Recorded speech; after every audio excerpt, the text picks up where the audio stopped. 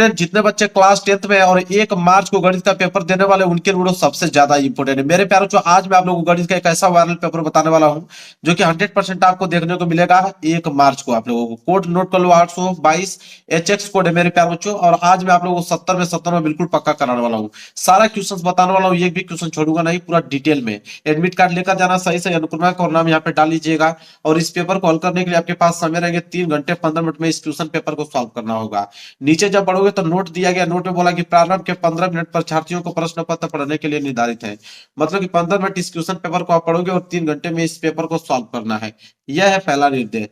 निर्देश की अगर हम बात करें, नोट तो आपको हो गया। निर्देश में पहला है कि सभी प्रश्न अनिवार्य है, मतलब जितने भी प्रश्न दिए गए इस पेपर में सारे प्रश्न करना अनिवार्य है। दूसरा है कि इस प्रश्न पत्र के 2 खंड है, मतलब यह पेपर 2 खंडों में बना हुआ है। ठीक है, जिसमें से पहले आता है खंड अ, और खंड अ में 20 अंक के 20 बहुविकल्पीय प्रश्न है जिनके उत्तर OMR शीट पे देना है। खंड अ में 20 नंबर के ऑब्जेक्टिव क्वेश्चन रहेंगे, उनका उत्तर कहां पे देना होगा? OMR शीट पे देना होगा। अगला है कि OMR शीट पर उत्तर अंकित किए जाने के पश्चात उसे काटे नहीं तथा इरेजर व्हाइटनर आदि का प्रयोग न करें। कहने का मतलब एक बार जो आपने ऑप्शन रंग दिया उसको रंग दिया, ना तो दोबारा उसे काटना है, ना तो इरेजर द्वारा उसे मिटाना है। इसके बाद है पांचवा कि खंड ब में 50 अंक के संक्षिप्त उत्तर प्रकार या वर्णात्मक प्रश्न है। खंड ब में 50 नंबर के वर्णात्मक प्रश्न रहेंगे, अति लघु उत्तरीय, लघु उत्तरीय और दीर्घ उत्तरीय। 2, 4 और 6 नंबर वाले प्रश्न देखने को मिलेगा आपको। इसके बाद है कि खंड ब में कुल 5 प्रश्न दिए गए हैं। अगला है प्रत्येक प्रश्न के प्रारंभ में स्पष्ट लिख दिया गया है कि उसके कितने खंड आपको करने हैं। शुरू में ही आपको बता दिया गया है कि कितने खंड उसको करना है। अगला है प्रत्येक प्रश्न के अंक उनके सम्मुख अंकित है, मतलब हर एक प्रश्न के आगे लिखा हुआ मिलेगा कि प्रश्न 1 नंबर का है, कि 2 नंबर का है, कि 4 नंबर का है, कि 6 नंबर का है। जितना भी नंबर का होगा हर एक प्रश्न के आगे लिखा हुआ मिलेगा। कह रहा है कि प्रथम प्रश्न से आरंभ कीजिए और अंत तक जाइए। उस प्रश्न पे समय नष्ट मत कीजिए जो आप हल नहीं कर सकते हैं। कह रहा है कि शुरू से लेकर लास्ट तक हल करना है, जो नहीं आ रहा है उस पर समय नष्ट मत कीजिए, आगे बढ़ जाइए, उसको छोड़ दीजिए। लेकिन ऐसा हो ही नहीं पाएगा, अगर आप वीडियो पूरा देखोगे तो एक भी क्वेश्चन नहीं छोड़ोगे मेरे प्यार। जो सारे के सारे क्वेश्चन 1 नंबर वाले, 2 नंबर वाले, 4 नंबर वाले, 6 नंबर वाले, जितने भी प्रश्न है सारे प्रश्नों को अटेम्प्ट कर पाओगे, क्योंकि पूरा का पूरा सोल्यूशन बताया हूँ। तो इसमें अभी मैंने यहाँ पे पूरा निर्देश आपको पढ़ के सुना दिया। पीछे आप लोगों का पेपर इधर है, पेपर भी स्टार्ट करके मैं दिखाता हूँ आप लोगों को। देखिए मेरे प्यारों, जो पेपर यहाँ से स्टार्ट होता है आप लोगों का खंड अ, वो तो निर्देश था, निर्देश पढ़ के सुना दिया। खंड अ, और खंड अ में बहुविकल्पीय प्रश्न है। 20 बहुविकल्पीय प्रश्न दिएगा आप लोगों को खंड अ में। पहला प्रश्न देखिए कितना आसान है मेरे प्यारे बच्चों। पहला प्रश्न बोला है कि वह बड़ी से बड़ी संख्या जिसमें 245 और 1037 को विभाजित करने पर प्रत्येक स्थिति में 5 शेषफल प्राप्त होता है, तो वो कौन सी संख्या होगी? मेरे प्यारे बच्चों, वो बड़ी से बड़ी संख्या जिसमें 245 और 1037 को विभाजित करने पर प्रत्येक स्थिति में 5 शेषफल बचता है, तो वो कौन सी संख्या होगी? मेरे प्यारे बच्चों देखिए क्या करेंगे, सबसे पहले हम लोग कि 245 यहां पे नोट करेंगे और यहां पे दिया है 1037। बहुत आसान है मेरे प्यारे बच्चों, 1037। अब क्या करना है कि शेषफल 5 बचता है दोनों स्थिति में, तो जो शेषफल बचता है दोनों में से 5 शेषफल क्या कर दीजिए आप, माइनस कर दीजिए। तो इसमें से भी 5 माइनस कर दिया और इसमें से भी 5 मैंने माइनस कर दिया। जब माइनस करोगे तो यहां पे मिलेगा आपको 240, और जब इसको माइनस किए आपने तो मिलेगा यहाँ पे 1032। ठीक है, अब इसके बाद करना क्या मेरे प्यारो, जो ट्रिक बताता हूं। जब यहां बोल दिया वह बड़ी से बड़ी संख्या बोल देगा, तो बड़ी से बड़ी संख्या बोल देगा, तो ट्रिक समझो कि हमेशा आपको एचसीएफ निकालना है। क्या निकालना है? एचसीएफ निकालना है मेरे प्यारे बच्चों। ठीक है, अगर यही छोटी से छोटी संख्या बोल देता तो एलसीएम निकालना पड़ता है। तो सब कुछ बता रहा हूं, तो बड़ी से बड़ी संख्या बोला एचसीएफ निकालना है। तो 240 जो बचा है और यहाँ पे 1032 जो बचा है उसका आप निकालो मेरे प्यारे बच्चों एचसीएफ, मतलब मस। तो मस निकालने के लिए सबसे पहले हमें इसे अभाज्य गुणनखंड के रूप में तोड़ना होगा। तो सबसे पहले हम लोग इधर 240 का अभाज्य गुणनखंड करेंगे और इधर हम करेंगे 1032 का अभाज्य गुणनखंड। इतना डिटेल कोई नहीं बता सकता है आप लोगों को, मैं एक एक वर्ड आप लोगों को बताते चल रहा हूं क्योंकि ये पेपर आने वाला है और सारे बच्चे 70 में 70 नंबर लेकर आओगे। सबसे पहले 2 से कटाएंगे तो 2 एकम 2, 2 दूनी के 4, फिर 0, 120 बार में। फिर 2 से कट जाएगा, 2 6 के 12, फिर 0। फिर 2 से कट जाएगा मेरे प्यारे बच्चों, 2 से कितने बार में कटेगा? 2 तिहाई 6, फिर 0, 30 बार में कट जाएगा। फिर यह 2 से कट जाएगा मेरे प्यारे बच्चों, 2 से कटाओगे तो 2 एकम 2, 2 पांचे 10, 15 बार में कट जाएगा। अब यह 2 से नहीं कटेगा, अब यह 3 से कटेगा, तो 3 पांचे 15। अब यह 5 जो है 5 से कटेगा, तो 5 एकम 5। इसको आपने अभाज्य गुणनखंड के रूप में तोड़ दिया। इसी तरह 1032 को तोड़िए, तो 1032 को तोड़ेंगे तो क्या होगा मेरे प्यारे बच्चों, सबसे पहले 2 से कटाएंगे, तो 2 5 10, 2 एकम 2 और 2 6 12, ठीक है। फिर 2 से कटाओगे मेरे प्यारे बच्चों, तो 2 दूनी के 4, 2 5 10, 2 8 16, 258 बार में। फिर 2 से कट जाएगा, 2 एकम 2, 2 दूनी के 4 और 2 9 18, ठीक है। इसके बाद कितने बार में कटेगा मेरे प्यारे बच्चों, तो 9 2 11 1 12, 3 से कट जाएगा, तो 3 चौको 12 और 3 तिहाई 9 43, ठीक है। अब यह 43 सिर्फ 43 से ही कटेगा मेरे प्यारे बच्चों, तो 43 से 43 कट गया। अब करना क्या है, तो अब इसको लिखिए, इसको हम लोग लिखेंगे 240 बराबर मेरे प्यारे बच्चों, क्या लिख सकते हैं 240 को, दो देखिए कितने बार आया है, 1 2 3 4, दो जो है 4 बार आया है तो इसको हम लोग लिख सकते हैं 2 पे पावर 4, गुड़े 3 एक बार आया है तो यह 3 पे पावर 1, गुड़े 5 भी एक बार आया है तो 5 पे पावर 1, समझ में आ गया। इसी तरह 1032, तो 1032 को हम लोग जब लिखेंगे तो 2 कितने बार आया है, 1 2 3, 2 3 बार आया है तो 2 पे पावर 3 कर देंगे, गुड़े 3 एक बार आया है तो 3 पे पावर 1, गुड़े 43 एक बार आया है तो 43 पे पावर 1। अब हमें ज्ञात करना क्या था मेरे प्यारों चो, एचसीएफ। एचसीएफ का ट्रिक क्या होता है, एचसीएफ ये होता है हाईएस्ट कॉमन फैक्टर। देखेंगे कि इन दोनों में कौन कॉमन मिल रहा है, तो 2 इसमें भी है, 2 इसमें भी है, 3 इसमें भी है, 3 इसमें भी है, बस। तो 2 इसमें है तो 2 को ले लेंगे, गुणे 3 इसमें है तो 3 को ले लेंगे। लेकिन याद रहे कि जब आप एचसीएफ निकाले हो तो सबसे छोटी घात लेते हैं, तो 2 की सबसे छोटी घात कौन सी है, 2 पे पावर 3, तो 2 पे पावर 3 ले लेंगे। इसी तरह 3 की सबसे छोटी घात क्या है, तो 3 पे पावर 1, तो 3 पे पावर 1 ले लेंगे। अब मेरे प्यारे बच्चों 2 पे पावर 3 का मतलब 2 गुणे 2 गुणे 2, 2 दूनी के 4, 4 दूनी के 8, तो ये क्या हो जाएगा मेरे प्यारे बच्चों 8, गुणे 3 पे पावर 1 का मतलब 3, गुणा करेंगे तो 8 त्रिके 24। अब ये 24 जो मेरे प्यारे बच्चों वो आ गया HCF। क्या आ गया मेरे प्यारे बच्चों, HCF आ गया। और यही देखें ऑप्शन में दिया है कि नहीं मेरे प्यारे बच्चों, बिल्कुल देना चाहिए इसको। चलिए ऑप्शन चेक करते हैं।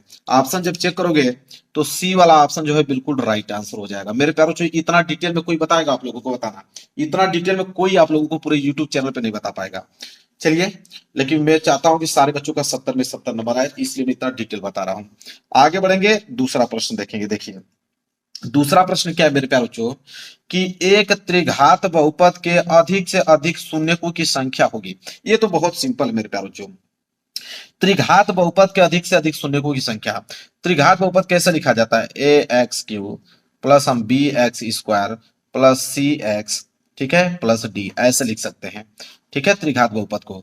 तो एक बात याद रखना कि त्रिघात बहुपद के अधिक से अधिक शून्यकों की संख्या, तो इसमें सबसे अधिक घात किसकी है, 3 की, तो इसलिए 3 शून्यक होंगे, ठीक है। इसी तरह अगर द्विघात रहता कि द्विघात बहुपद के अधिक से अधिक शून्यकों की संख्या, तो द्विघात में 2 हो जाता। तो त्रिघात में शून्यकों की संख्या क्या हो जाएगी, 3, क्योंकि सबसे बड़ी घात 3 की होती है, तो जितनी बड़ी घात होती है उतना शून्यक निकलता है। क्लियर है। चलिए, आसान था बिल्कुल मेरे प्यारे बच्चों। आगे बढ़ेंगे और देखेंगे प्रश्न नंबर तीसरा। चलिए मेरे प्यारे बच्चों, देखिए तीसरा प्रश्न है कि समीकरण दिया हुआ है 2x प्लस ए वाई बराबर 1 और एक दिया है 3x माइनस 5y बराबर 7 का कोई भी हल नहीं होगा यदि ए का मान होगा। तो दो समीकरण दिया है, बोला है कि इसका कोई हल नहीं होगा, तो ए का मान क्या होगा। मेरे प्यारे बच्चों बहुत सिंपल है, बस एक चीज आपको जानना होगा कि कोई हल नहीं होने का प्रतिबंध क्या होता है। कोई हल नहीं होने का प्रतिबंध क्या होता है, अगर यह मालूम है तो यह प्रश्न बिल्कुल 2 मिनट के अंदर कर दोगे। कोई हल नहीं, कोई हल नहीं है, तो कोई हल नहीं है अगर बोल दिया तो इसका प्रतिबंध क्या होता है मेरे प्यारे बच्चों, इसका होता है A1 बाटा A2 बराबर होता है मेरे प्यारे बच्चों B1 बाटा B2 के, और यह बराबर नहीं होता है C1 बाटा C2 के। अगर यह मालूम है तो क्वेश्चन को कर डालोगे। तो कोई हल नहीं होने का प्रतिबंध मेरे प्यारे बच्चों यही होता है। आपको करना क्या है कि पहले वाले समीकरण से A1 B1 C1 की वैल्यू निकाल लो, दूसरे वाले समीकरण से A2 B2 C2 की वैल्यू निकाल लो, सिंपल है। तो पहला वाला समीकरण है हमारे पास, यहाँ पे नोट करेंगे 2x प्लस ए वाई बराबर 1, दूसरा है 3x माइनस 5y बराबर 7। सबसे पहले करना क्या है, एक बात याद रखना कि इस साइड आपको 0 बनाना है, मतलब 1 को इधर लाइए और 7 को इधर लाइए, तो ये हो जाएगा मेरे प्यारे बच्चों 2x प्लस ए वाई और प्लस एक इधर आएगा तो माइनस एक, बराबर इधर बच जाएगा 0। आइए क्या हो जाएगा मेरे प्यारे बच्चों, 3x माइनस 5y प्लस 7 इधर आएगा तो -7, बराबर में इधर बच जाएगा 0। ठीक है। अब हम क्या करेंगे कि यहां से a1, b1 और c1 का वैल्यू आराम से निकाल देंगे। और दूसरे वाले समीकरण से मेरे प्यारे बच्चों हम यहां क्या करेंगे, a2, b2 और c2 की वैल्यू निकाल देंगे। देखिए बहुत आसान होता है निकालना है। a1 जो होता है x का गुणांक होता है, तो x का गुणांक 2, तो a1 का वैल्यू हो गया 2। इसी तरह b1 जो होता है y का गुणांक, y का गुणांक a है तो ये हो जाएगा a। c1 मतलब अचर पद माइनस के 1। ठीक है। इसी तरह a2, तो a2 x का गुणांक क्या हो जाएगा 3, b2 y का गुणांक क्या हो जाएगा -5, c2 अचर पद क्या हो जाएगा -7। है कि नहीं सिंपल। बस अब क्या करना है, a1 b1 c1, a2 b2 c2 का वैल्यू निकल गया। अब इस वाले समीकरण में रख दीजिए a1 बटा a2, तो a1 का वैल्यू क्या है 2 बटे a2 का वैल्यू कितना है 3, तो 2 बटे 3 बराबर b1 बटा b2, b1 का वैल्यू क्या है a और b2 का वैल्यू कितना है -5, बराबर नहीं है c1 बटा c2, c1 का वैल्यू -1 और बटे में c2 का वैल्यू कितना है -7। अब इसे हल करना है तो बराबर है तो इसको छोड़ दो। ठीक है। ये बराबर नहीं है तो इसको छोड़ दो, बस इतना ही पार्ट आप हल कर दो, आंसर मालूम चल जाएगा आपको। तो 1 गुणा 3 में करोगे तो ये हो जाएगा 3a बराबर -5 के गुणा 2 में करोगे तो 5 दूनी के 10, माइनस के 10 हो जाएगा। और जब यहाँ पे a बराबर निकालोगे तो a बराबर -10 और ये 3 गुणा में इधर आएगा तो 3 भाग में हो जाएगा। तो a बराबर क्या आ गया -10 बटे के 3, यही हो जाएगा मेरे प्यारों जो आंसर। देखिए ऑप्शन में दिया है a बराबर -10 बटा 3, तो -10 बटे 3 का मतलब यहाँ पे सी वाला ऑप्शन जो है बिल्कुल राइट आंसर हो जाएगा। देखिए है कि नहीं, बिल्कुल मेरे प्यारों जो समझ में आ गया। चलिए आगे बढ़ते हैं, अगला प्रश्न देखते हैं। अगला प्रश्न नंबर 4।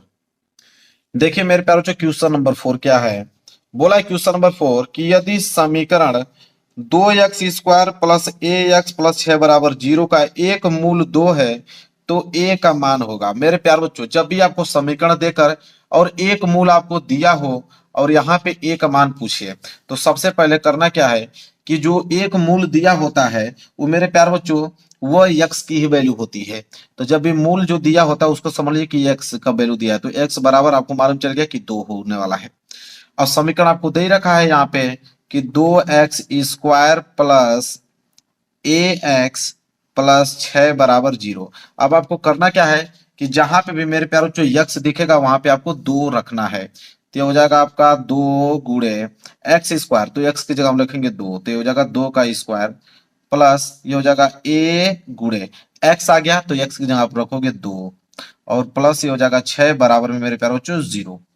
तो जब इसे हल करोगे मेरे प्यारों चो तो ये हो जाएगा आपका 2 गुणे 2 का स्क्वायर करोगे तो हो जाएगा 4 प्लस 2 को गुणा में करोगे तो हो जाएगा मेरे प्यारों चो 2a और प्लस ये हो जाएगा 6 बराबर में 0। अब इसे गुणा करोगे तो 4 दूनी के 8, तो 8 प्लस 2a प्लस 6 बराबर में क्या हो जाएगा 0 हो जाएगा। अब 8 और 6 कितना होता है 14, तो हो जाएगा 14 प्लस 2a बराबर में हो जाएगा मेरे प्यारों चो 0। अब क्या करोगे तो हो जाएगा 2a बराबर +14 उधर जाएगा तो हो जाएगा मेरे प्यार -14। ठीक है। यहां से जब a का वैल्यू निकालोगे तो a बराबर क्या हो जाएगा -14, 2 गुणा में तो 2 उधर जाएगा तो भाग में हो जाएगा। जब इसे कटा दोगे मेरे प्यार बच्चों तो a बराबर 2 7 14 -7, तो a का मान आ गया मेरे प्यार बच्चों -7। देखिए ऑप्शन में दिया है, देना ही उसको चाहिए और देगा क्यों नहीं, डी वाला ऑप्शन जो है बिल्कुल राइट आंसर हो जाएगा। अब बताइए समझ में आ गया आप लोगों को। तो जब भी मूल दे दे समझ लेना कि x का वैल्यू दिया है, जहां पे भी x आएगा उसका वैल्यू रख दो, a का मान ऑटोमेटिक निकल के चला जाएगा। क्लियर है। चलिए आगे देखते हैं क्वेश्चन नंबर 5वां। चलिए मेरे प्यार पांचवा देख लीजिए क्या है। कह रहा है कि समांतर श्रेणी आपको दिया हुआ है -62 कामा -59 डॉट डॉट डॉट 7 और 10 का 11वां पद क्या होगा। 11वां पद पूछा है मेरे प्यारों, समांतर श्रेणी दे रखा है 11वां पद पूछा है। देखिए कैसे इसको लगाएंगे, ये भी बहुत ही ज्यादा सिंपल है। सबसे पहले हम लोग करेंगे क्या मेरे प्यारों कि आपको मालूम है कि यहाँ पे -62 जो है वो a का मान होगा। a मतलब प्रथम पद, प्रथम पद आपको -62 दे रखा है, ये बात तो आपको भी मालूम है। इसके बाद मेरे प्यार बच्चों हम क्या करेंगे, सर्वांतर निकालेंगे d। डी मतलब सार्वंतर निकालेंगे। सार्वंतर कैसे निकलता है मेरे प्यारे बच्चों, तो A2 माइनस A1, A2 में से A1 को घटा दीजिए।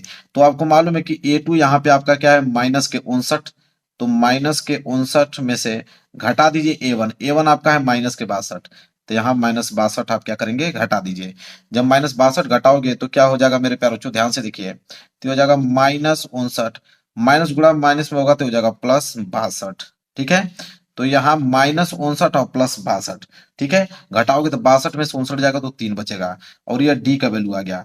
तो सर्वांतर जो है आ गया मेरे प्यारे बच्चों 3। और यहाँ प्रथम पद आपको दिया है ए बराबर माइनस के 62। ठीक है, दोनों वैल्यू निकल गया। और 11वां पद पूछा है, मतलब एन, एन बराबर 11, 11वां पद पूछा है ना, तो एन मतलब 11वां, तो एन का वैल्यू 11 आ गया। अब हमको मालूम है मेरे प्यारे बच्चों, फार्मूला हम जानते हैं कि चूंकि हम जानते हैं कि किसी भी संख्या का कोई भी पद अगर एनवा पद निकालना है तो फार्मूला होता है यहाँ पे कि A1 प्लस एन माइनस 1 कोष्टक बंद इंटू डी, यही फार्मूला होता है ना मेरे प्यारे बच्चों, याद होगा आप लोगों को। तो हमें यहाँ पे 11वां पद निकालना है, तो A11 बराबर A1, A1 का वैल्यू अभी आपने देखा कितना था, माइनस 62, तो यहाँ लिखेंगे माइनस के 62 प्लस कोष्टक में एन, एन का मान कितना है मेरे प्यारे बच्चों, तो एन का मान कितना है यहाँ पे 10। ठीक है, एन का मान 10 कह रहा हूं, एन का मान 11 है ना, तो एन का मान 11 है तो एन की जगह आप 11 रख लीजिए, और माइनस 1 इंटू में डी, सर्वांतर कितना आया 3, तो यहाँ रख लीजिए 3, बस वैल्यू ही तो रखना था। तो यहाँ पे 11वां पद आ जाएगा बराबर मेरे प्यार बच्चों माइनस के 62 प्लस, ये हो जाएगा मेरे प्यार बच्चों 11 में से 1 जाएगा तो 10, 10 गुणे 3, तो यहां से हो जाएगा आपका 11वां पद बराबर माइनस 62 प्लस 10 तिहाई 30, तो अब यहाँ पे हो जाएगा 11वां पद बराबर, तो यहाँ 30 और माइनस 62 घटेगा, तो घटा दीजिए कितना हो जाएगा 32, और चिन्ह बड़े वाला लगेगा माइनस, तो 11वां पद जो आ गया मेरे प्यारे बच्चों 32 आ गया, माइनस के 32। देखिए कितना आसान है, तो माइनस के 32 देखिए दिया है ऑप्शन में, तो माइनस के 32 मतलब आप देख पा रहे हो बी वाला ऑप्शन जो होगा बिल्कुल राइट आंसर हो जाएगा। समझ में आ गया मेरे प्यारे बच्चों, है कि नहीं आसान, बिल्कुल आसान है मेरे प्यारे बच्चों, एक एक वर्ड आपको समझ में आ रहा होगा। आगे बढ़ते हैं, अगला देखिए, अगला प्रश्न है प्रश्न नंबर 6। चलिए मेरे प्यारे बच्चों क्वेश्चन नंबर 6 देखिए, अब क्या बोला है, किसी समबाहु त्रिभुज एबीसी में यदि एडी जो है बीसी पे लंब हो तो एडी स्क्वायर बराबर होगा। अब मेरे प्यारे बच्चों यहाँ पे थोड़ा सा चित्र बनाना पड़ेगा, समबाहु त्रिभुज बोला है ना, मतलब कि तीनों भुजाएं जो होगा वह बराबर होगा, तो समबाहु त्रिभुज बोला है, तो हम एक समबाहु त्रिभुज बना लेते हैं मेरे प्यारे बच्चों। देखिए हमने क्या किया मेरे प्यारे बच्चों, एक समबाहु त्रिभुज यहाँ बना लिया, समबाहु त्रिभुज एबीसी, तो इसका नाम ए रख दिया, इसका नाम मैंने बी रख दिया, और इसका नाम मैंने सी रख दिया। एबीसी एक समबाहु त्रिभुज हमने बना दिया। उसने बोला है कि एडी बीसी पे लंब है, तो बीसी पे एडी लंब है, तो यहाँ पे एक भुजा डाल देते हैं, इसका नाम डी रख देते हैं, तो एडी जो है बीसी पे लंब हो गया, जो बोला है वही हमने काम किया। फिर बोला है कि एडी स्क्वायर बराबर होगा, तो लंब 90 अंश पे होता है, आपको मालूम है, तो एडी स्क्वायर बराबर हमसे पूछा है कि क्या होगा। अब मेरे प्यार बच्चों ध्यान से आप समझने का प्रयास कीजिए। अब हम क्या करेंगे, यहाँ पे एक छोटा त्रिभुज आपको दिख रहा होगा ए डी सी, तो हम लिखेंगे त्रिभुज ए डी सी में। अब यहां से ध्यान से समझने का प्रयास कीजिएगा, त्रिभुज एडीसी में क्या लगाएंगे हम, पाइथागोरस नियम, तो 90 अंश के सामने वाले भुजा क्या कहलाता मेरे प्यार बच्चों, कर्ण, तो ये क्या कहलाएगा कर्ण, और ये आपका लंब है, और ये आपका डीसी आधार हो जाएगा, इतना तो मालूम है। तो हम लिखेंगे त्रिभुज एडीसी में पाइथागोरस प्रमेय से, पाइथागोरस,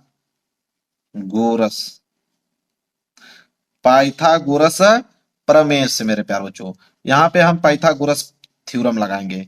तो पाइथागोरस प्रमेय क्या कहता है मेरे प्यार बच्चों, कि कर्ण का स्क्वायर, कर्ण मतलब AC का स्क्वायर बराबर लंब का स्क्वायर, लंब मतलब AD का स्क्वायर प्लस आधार का स्क्वायर मतलब मेरे प्यारे बच्चों DC का स्क्वायर। फार्मूला तो ये कहता है ना कि कर्ण का स्क्वायर बराबर लंब का स्क्वायर प्लस आधार का स्क्वायर, कितना रटे हो, जानते ही हो आप लोग, क्लियर है। अब बस वैल्यू रखिए यहाँ पे, तो मेरे प्यार बच्चों यहाँ पे AC का स्क्वायर, ठीक है। अब एक बात समझने का प्रयास कीजिएगा, ये जो AC है मेरे प्यार बच्चों, AC, तो AC जो है मेरे प्यार बच्चों वो BC के बराबर होगा। हम एक बात बताते हैं, AC भुजा जो होगा वो बीसी के बराबर होगा कि नहीं? बिल्कुल होगा, क्योंकि समबाहु त्रिभुज है, समबाहु त्रिभुज में सभी भुजाएं बराबर होती हैं। एसी जो है बीसी के बराबर होगा ही होगा, क्योंकि समबाहु त्रिभुज में सभी भुजाएं बराबर होती हैं, हम जानते हैं। तो हम एसी की जगह क्या लिख देंगे? बीसी। तो ये हो जाएगा मेरे प्यारे बच्चों बीसी का स्क्वायर बराबर, ठीक है, बीसी का स्क्वायर बराबर ये हो जाएगा आपका एडी का स्क्वायर और प्लस ये हो जाएगा मेरे प्यारे बच्चों डीसी का स्क्वायर। और यहाँ लिख दीजिएगा कि चूंकि हम इसलिए किए हैं क्योंकि एसी जो है वो बीसी के क्या है? बराबर है, क्योंकि समबाहु त्रिभुज ऑलरेडी बोल रखा है इसने। यहां तक क्लियर है मेरे प्यारे बच्चों? किसी बच्चे को डाउट नहीं होना चाहिए। अब एक बात ध्यान से समझिए, ये जो बीसी है, तो बीसी, ठीक है, बीसी जो है मेरे प्यारे बच्चों वो डीसी का दुगना है कि नहीं? अब ध्यान समझिए, यहां तक भुजा जो बीसी है, तो यह बीसी जो है वो डीसी का दुगना है कि नहीं? बिल्कुल दुगना है, क्योंकि यह मध्य बिंदु है। तो बीसी जो है डीसी का दुगना है, तो बीसी को हम लिख सकते हैं 2dc, लिख सकते हैं कि नहीं? बिल्कुल, 2dc का ये हो गया होल स्क्वायर बराबर ये हो जाएगा आपका एडी का स्क्वायर धन डीसी का स्क्वायर। किस लिए? इसलिए हमने किया है, यहाँ पे लिख दीजिएगा, चूंकि या इसलिए नहीं, चूंकि बीसी जो है बीसी बराबर 2dc है, इसलिए हमने यह काम किया है। कितना सिंपल है, देखिए बहुत सिंपल है। तो 2dc का स्क्वायर करोगे तो हो जाएगा 4dc स्क्वायर बराबर ये हो जाएगा आपका एडी का स्क्वायर और प्लस डीसी का स्क्वायर। अब मेरे प्यारे बच्चों ध्यान से समझिए, 4dc स्क्वायर या प्लस डीसी स्क्वायर इधर आएगा तो माइनस डीसी स्क्वायर हो जाएगा बराबर इधर बच गया आपका एडी का स्क्वायर। अब देखिए 4dc स्क्वायर में से एक डीसी स्क्वायर घट जाएगा तो 3dc स्क्वायर बराबर हो जाएगा आपका एडी स्क्वायर, ठीक है। अब मेरे प्यारे बच्चों क्वेश्चन में पूछा क्या था हमसे? एडी स्क्वायर बराबर क्या होगा? तो एडी स्क्वायर बराबर 3dc स्क्वायर होगा, क्योंकि इसी का वैल्यू तो पूछा था, तो इसका वैल्यू क्या गया? 3dc square. देखिए ऑप्शन में दिया है मेरे प्यारे बच्चों। तो चलिए ये तो क्वेश्चन है, ऑप्शन देखते हैं। देखिए मेरे प्यारे बच्चों चौथा वाला ऑप्शन देखिए दिख तो रहा है, चौथा वाला 3dc स्क्वायर कहिए चाहे CD स्क्वायर कहिए, चाहे इसको 3dc स्क्वायर कहिए चाहे CD स्क्वायर कीजिए, दोनों बात एक ही होती है। तो डी वाला ऑप्शन जो है बिल्कुल राइट आंसर हो गया। देख रहे हैं ना कितना मोस्ट इंपोर्टेंट क्वेश्चन था। देखिए मेरे प्यारे बच्चों प्रश्न नंबर 7वां। अब प्रश्न नंबर 7वां देखिए क्या है? दो बिंदु दिया है, एक 2,3 और एक 4,1 की बीच की दूरी बताइए। तो दो बिंदुओं के बीच की दूरी पूछा है हमसे मेरे प्यारे बच्चों, और दोनों बिंदु का निर्देशांक दे रखा है। तो चलिए इसे कैसे लगाते हैं समझने का प्रयास कीजिए। मान लीजिए कोई एक बिंदु ए यहाँ पे मान लेता हूं, ठीक है, और एक बिंदु बी यहाँ पे मान लेता हूं, ठीक है, हमने मान लिया। और ए का निर्देशांक उसने दे रखा है 2,3 और बी का निर्देशांक यहाँ पे दे रखा है 4,1। अब इन्हीं दोनों बिंदुओं के बीच की दूरी पूछा है हमसे, कोई नहीं बताते हैं। तो 2,3 आपको मालूम है कि आपका x1 और ये आपका y1 हो जाएगा, ये हो जाएगा आपका x2 y2 हो जाएगा। ये बात तो आपको भी जानकारी है। तो हमें पूछा है ए बी की बीच की दूरी बताइए। ए बी मतलब दो बिंदुओं के बीच की दूरी पूछा है, और आपको मालूम है कि दो बिंदुओं के बीच की दूरी का सूत्र क्या होता है मेरे प्यारों बच्चों? तो दो बिंदुओं के बीच की दूरी का सूत्र होता है x1 माइनस x2 का whole square plus y1 minus y2 का होल स्क्वायर। आप चाहोगे तो x2 को आगे कर सकते हो, x1 को पीछे कर सकते हो, y2 को आगे कर देना, y1 को पीछे कर देना, कोई आंसर में फर्क नहीं पड़ेगा, ठीक है। अब देखिए मेरे प्यारे बच्चों, यहां से अगर हम ए बी बराबर देखें तो यहाँ पे जब वैल्यू हम लोग पुटअप करेंगे तो x1 का वैल्यू तो 2 है, तो यहां लिखेंगे 2 माइनस x2 का वैल्यू 4 है तो 4, तो 2 माइनस 4 का होल स्क्वायर प्लस y1 का वैल्यू तो यहाँ पे 3 है और माइनस y2 का वैल्यू यहाँ पे 1 है, तो इसका हो जाएगा होल स्क्वायर। समझ में आया आप लोगों को? तो ये हो जाएगा ए बी बराबर करनी में क्या हो जाएगा मेरे प्यारे बच्चों? 2 माइनस 4, तो 2 माइनस 4 का मतलब कि माइनस के 2, ठीक है, इसका होल स्क्वायर प्लस 3 माइनस 1, तो 3 में से 1 जाएगा तो 2, तो 2 का होल स्क्वायर।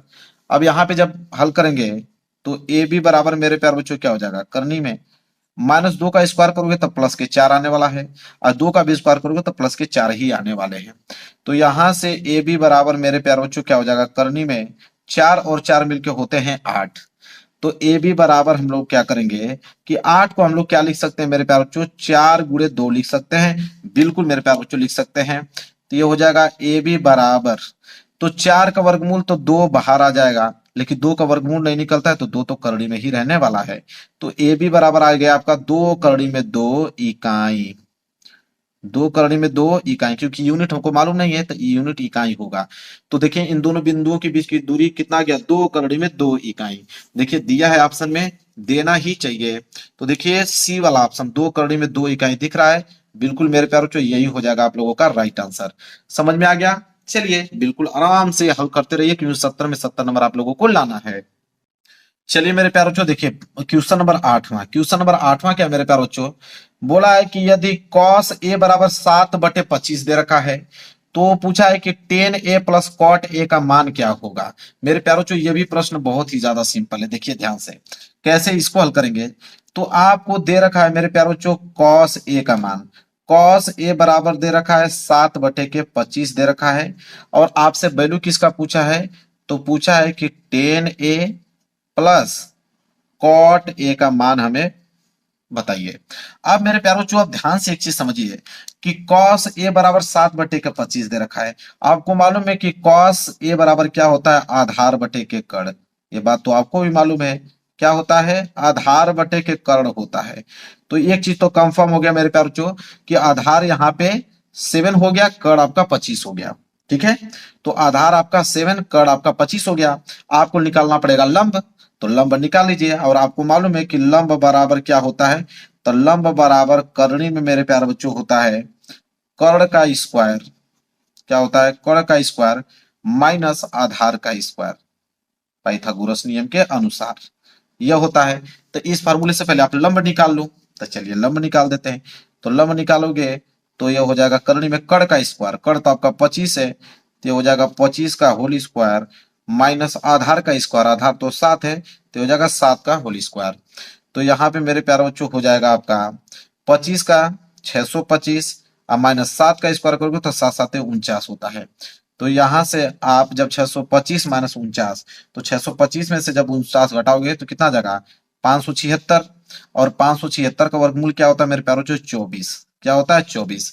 तो यहाँ आपने देखा कि लंब तो आपको मालूम चल गया कि लंब बराबर हो गया आपका 24।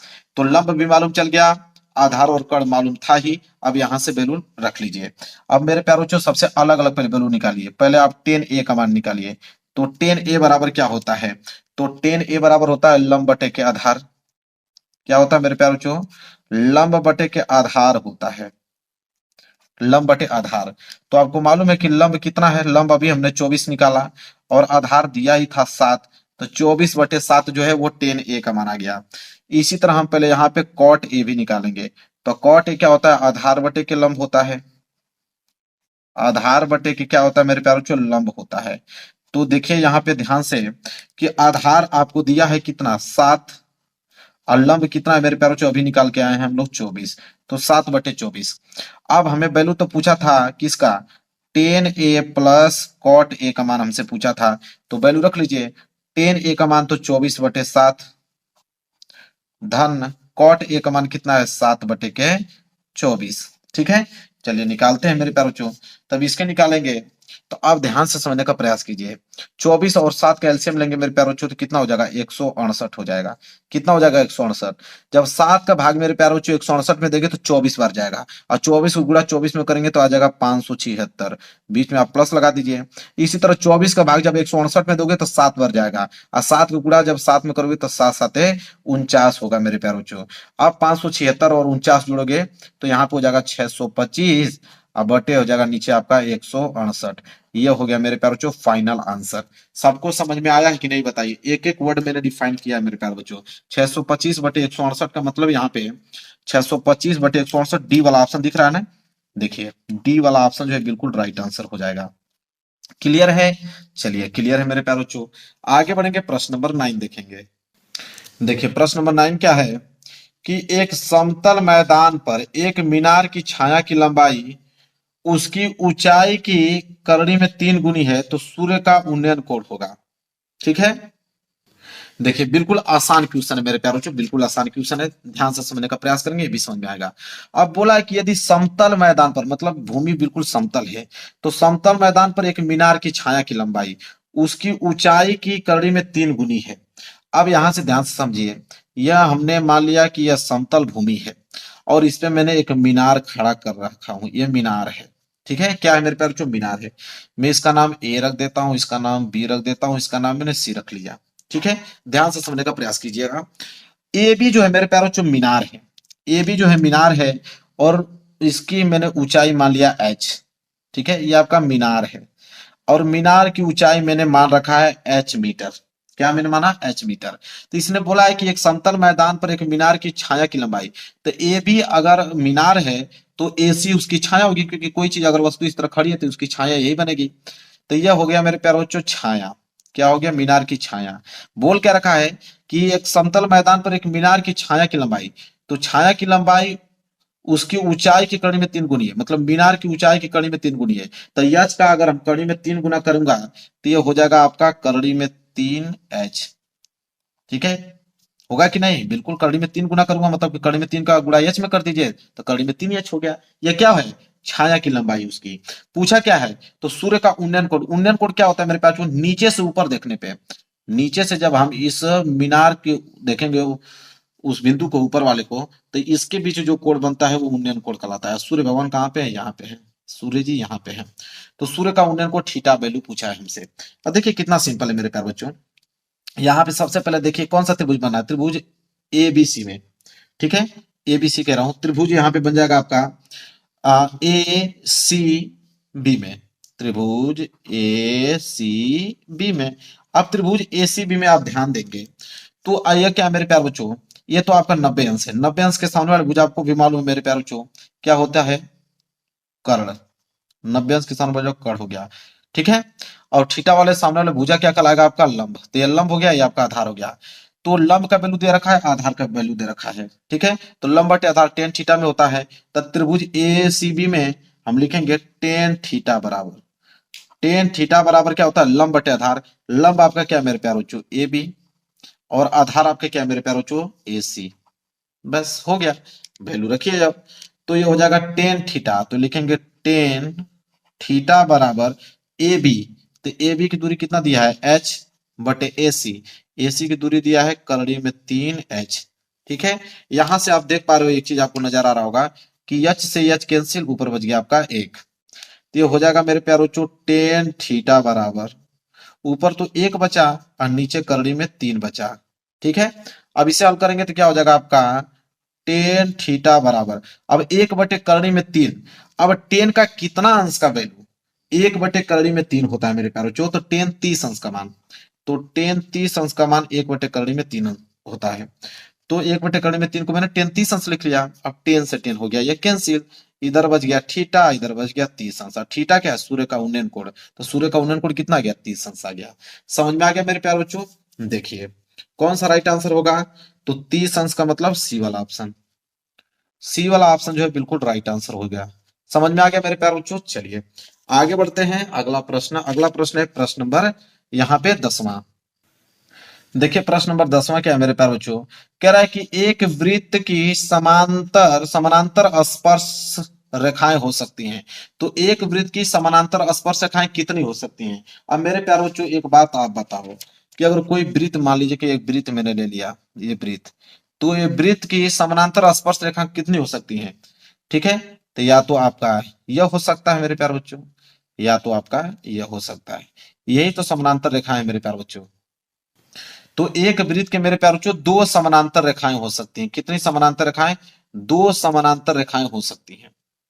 तो ये हो जाएगा एक वृत्त की समानांतर स्पर्श रेखाएं हो सकती हैं कितनी, दो हो सकती है मेरे प्यारे बच्चों। बी वाला ऑप्शन जो है बिल्कुल राइट आंसर हो जाएगा। क्लियर है, चलिए आगे बढ़ते हैं, अगला प्रश्न नंबर 11।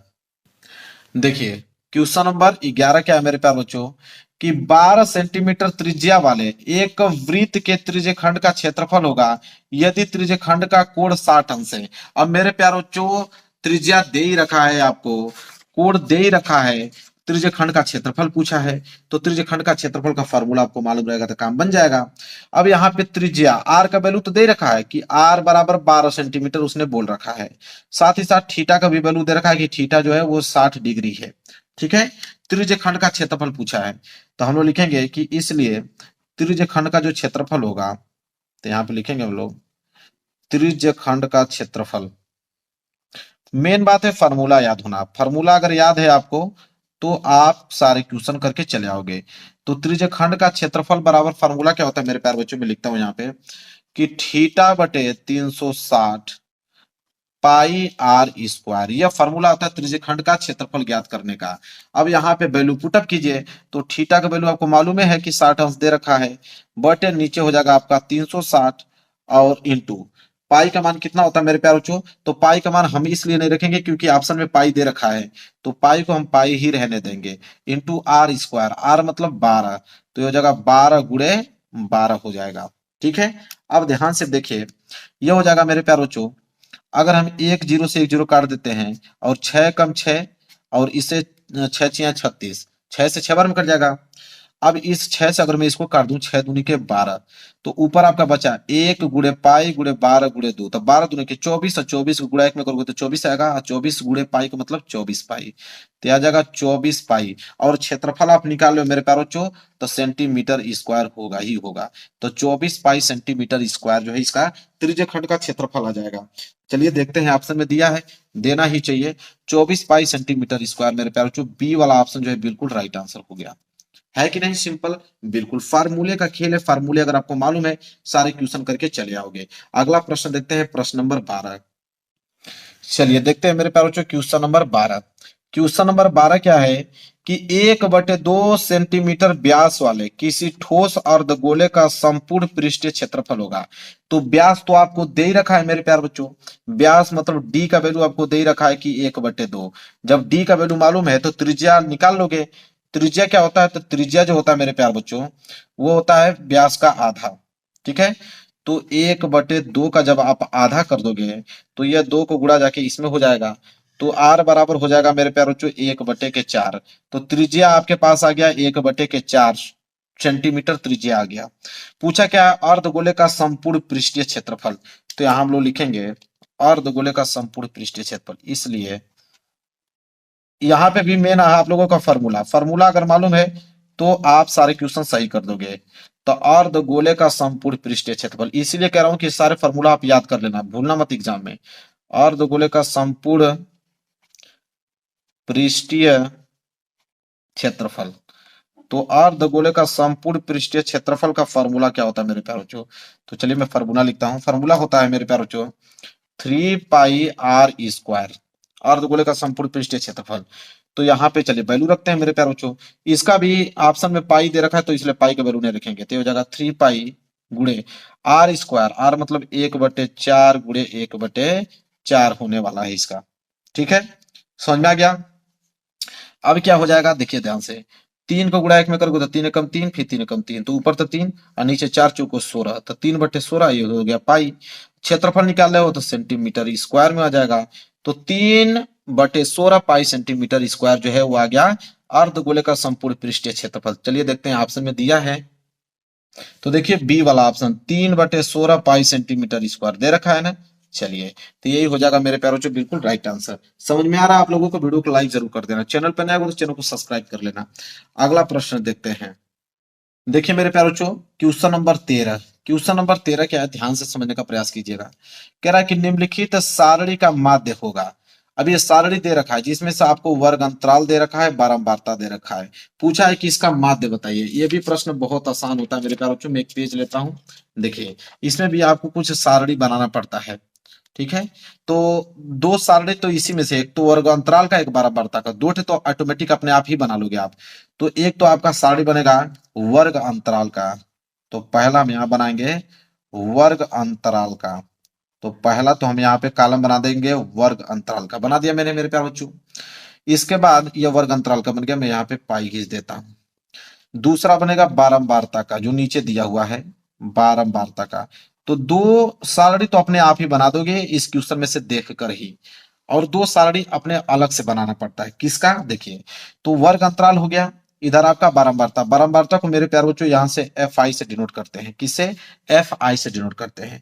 और एक कॉलम आपका बनेगा एक्स आई का, मध्यमान का, ठीक है, और एक कॉलम मेरे प्यारे बच्चों बनेगा आपका एफ आई एक्स आई का, मतलब एफ आई और एक्स आई दोनों का गुणनफल का बनेगा। बस इतना ही 4 सारणी आपको बनाना है। तो 2 सारणी तो आपको क्वेश्चन में से ही मिल जाएगा, एक एक्स आई का और दूसरा F I into X I का। बस अब यहाँ पे वैल्यू जो पहले रखिए, वर्ग अंतराल क्या दिया है, 0 से लेकर 10, फिर क्या दिया है 10 से लेकर 20, तो 10 से लेकर 20, फिर क्या दिया है 20 से लेकर 30, तो 20 से लेकर 30, फिर 30 से लेकर 40, तो 30 से लेकर 40, जो दिया था उसने नोट कर दिया।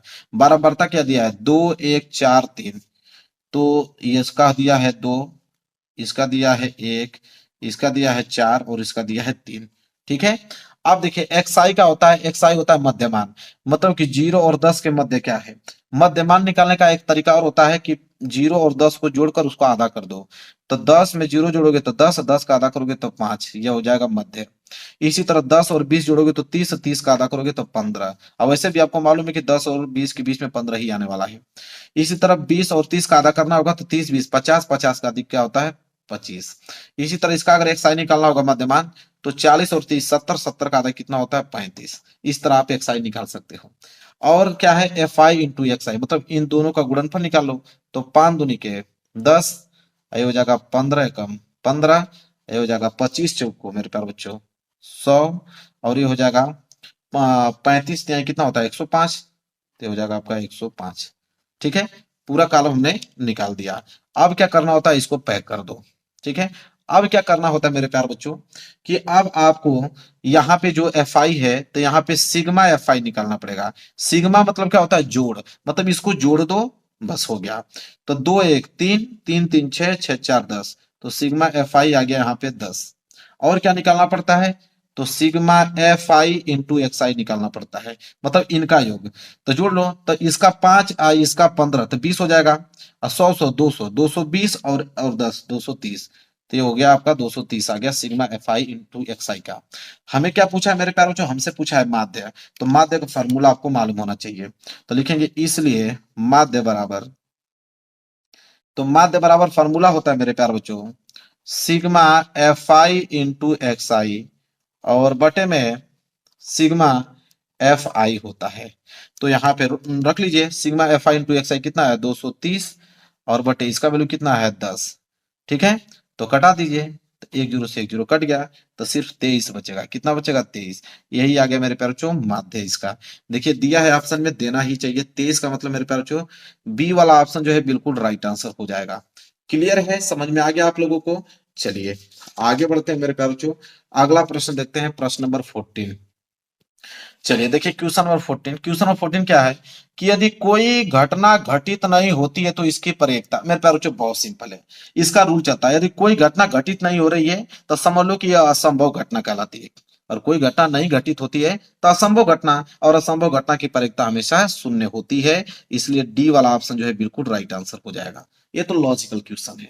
चलिए अगला क्वेश्चन देखते हैं। चलिए देखिए क्वेश्चन नंबर 15 देख लीजिए क्या है। कह रहा है कि द्विघात बहुपद आपको दे रखा है 4x² माइनस के 4x प्लस 1 के शून्यकों का योगफल होगा। मेरे प्यारों जो जब भी द्विघात बहुपद देने के बाद आपको शून्यकों का योगफल या शून्यकों को गुणनफल पूछता है, हालांकि इसमें शून्यकों का योगफल पूछा है। तो देखिए कैसे हम द्विघात बहुपद के शून्यकों का योगफल निकालते हैं, इसका फार्मूला चलता है मेरे प्यारे बच्चों। तो फार्मूला नोट कर लो, बस आंसर आपके हाथ में होगा। चूंकि हम जानते हैं शून्यकों का योगफल बराबर, शून्यकों का योगफल बराबर,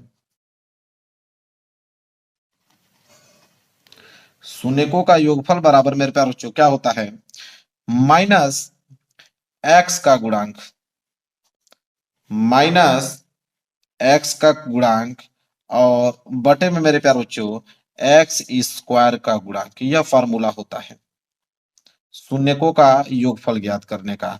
तो चलिए रख लेते हैं वैल्यू, कितना आसान है।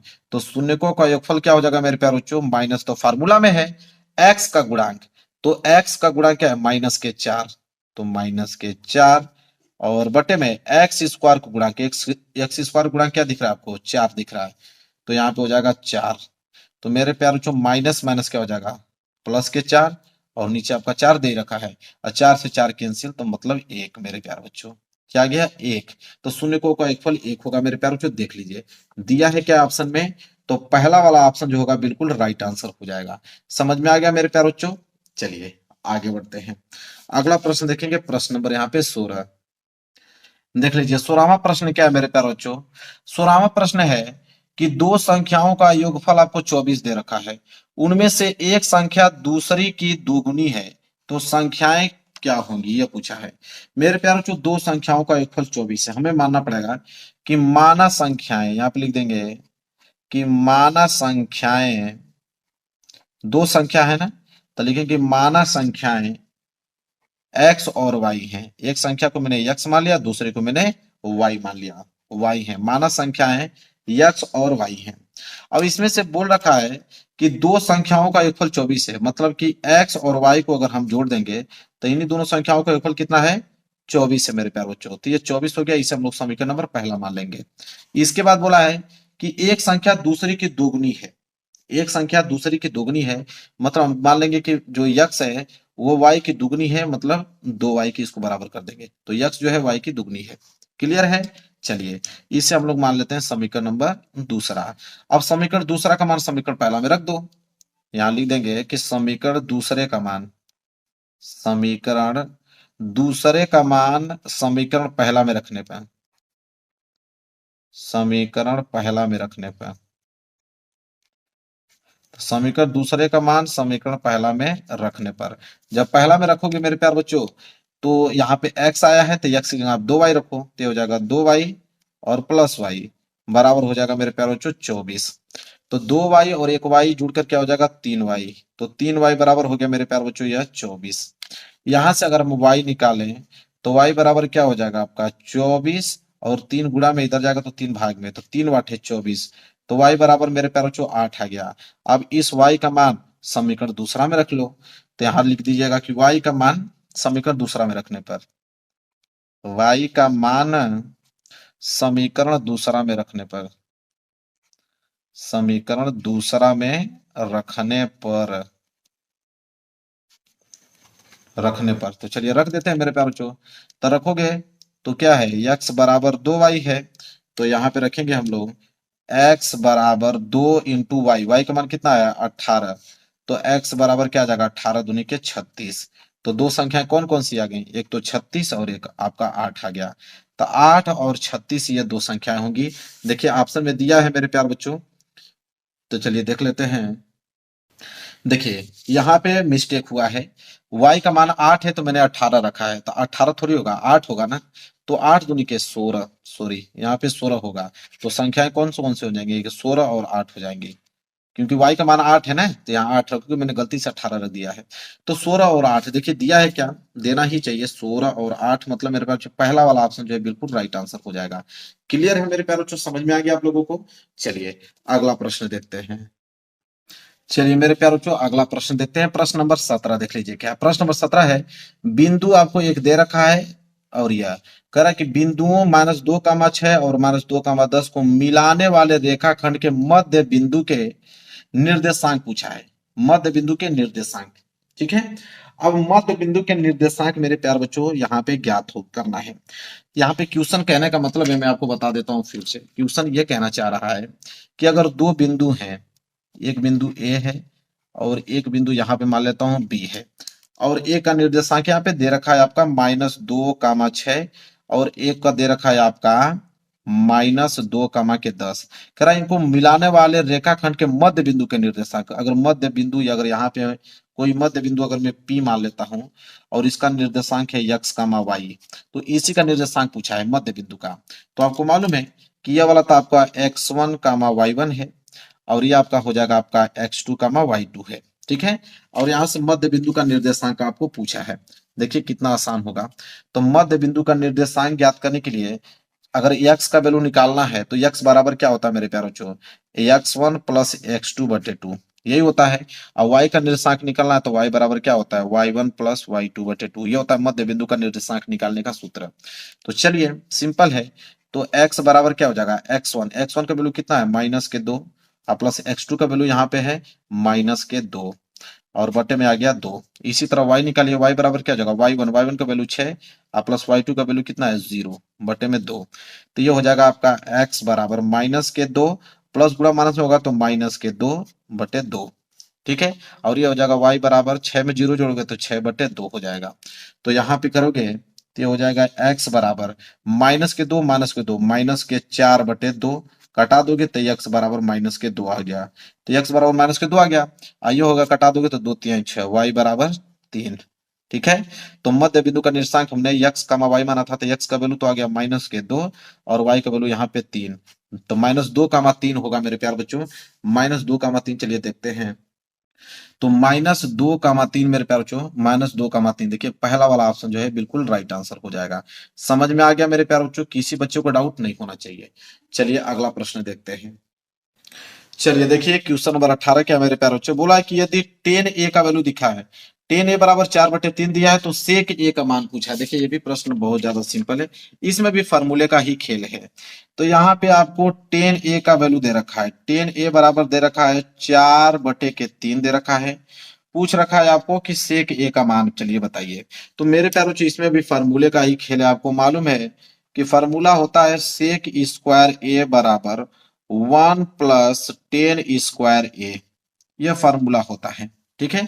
तो रख दीजिए इस फार्मूले पे, तो ये हो जाएगा आपका सेक स्क्वायर a बराबर 1 + 10 स्क्वायर है। 10 का वैल्यू कितना है 4/3, इसका आप स्क्वायर कर दीजिए सिंपल। तो ये हो जाएगा आप लोगों का सेक स्क्वायर a बराबर 1 + 4 का स्क्वायर करोगे तो 4 चौको 16, 3 का स्क्वायर करोगे तो 9 आ जाएगा। तो ये हो जाएगा आपका सेक स्क्वायर a बराबर 1 + ठीक है 16/9, इसको हमें हल कर देना चाहिए डायरेक्ट। 9 एकम 9 और 9 में 16 जोड़ोगे तो ये हो जाएगा 25/9। तो ये 25/9 जो है वो आ जाएगा सेक स्क्वायर ए बराबर।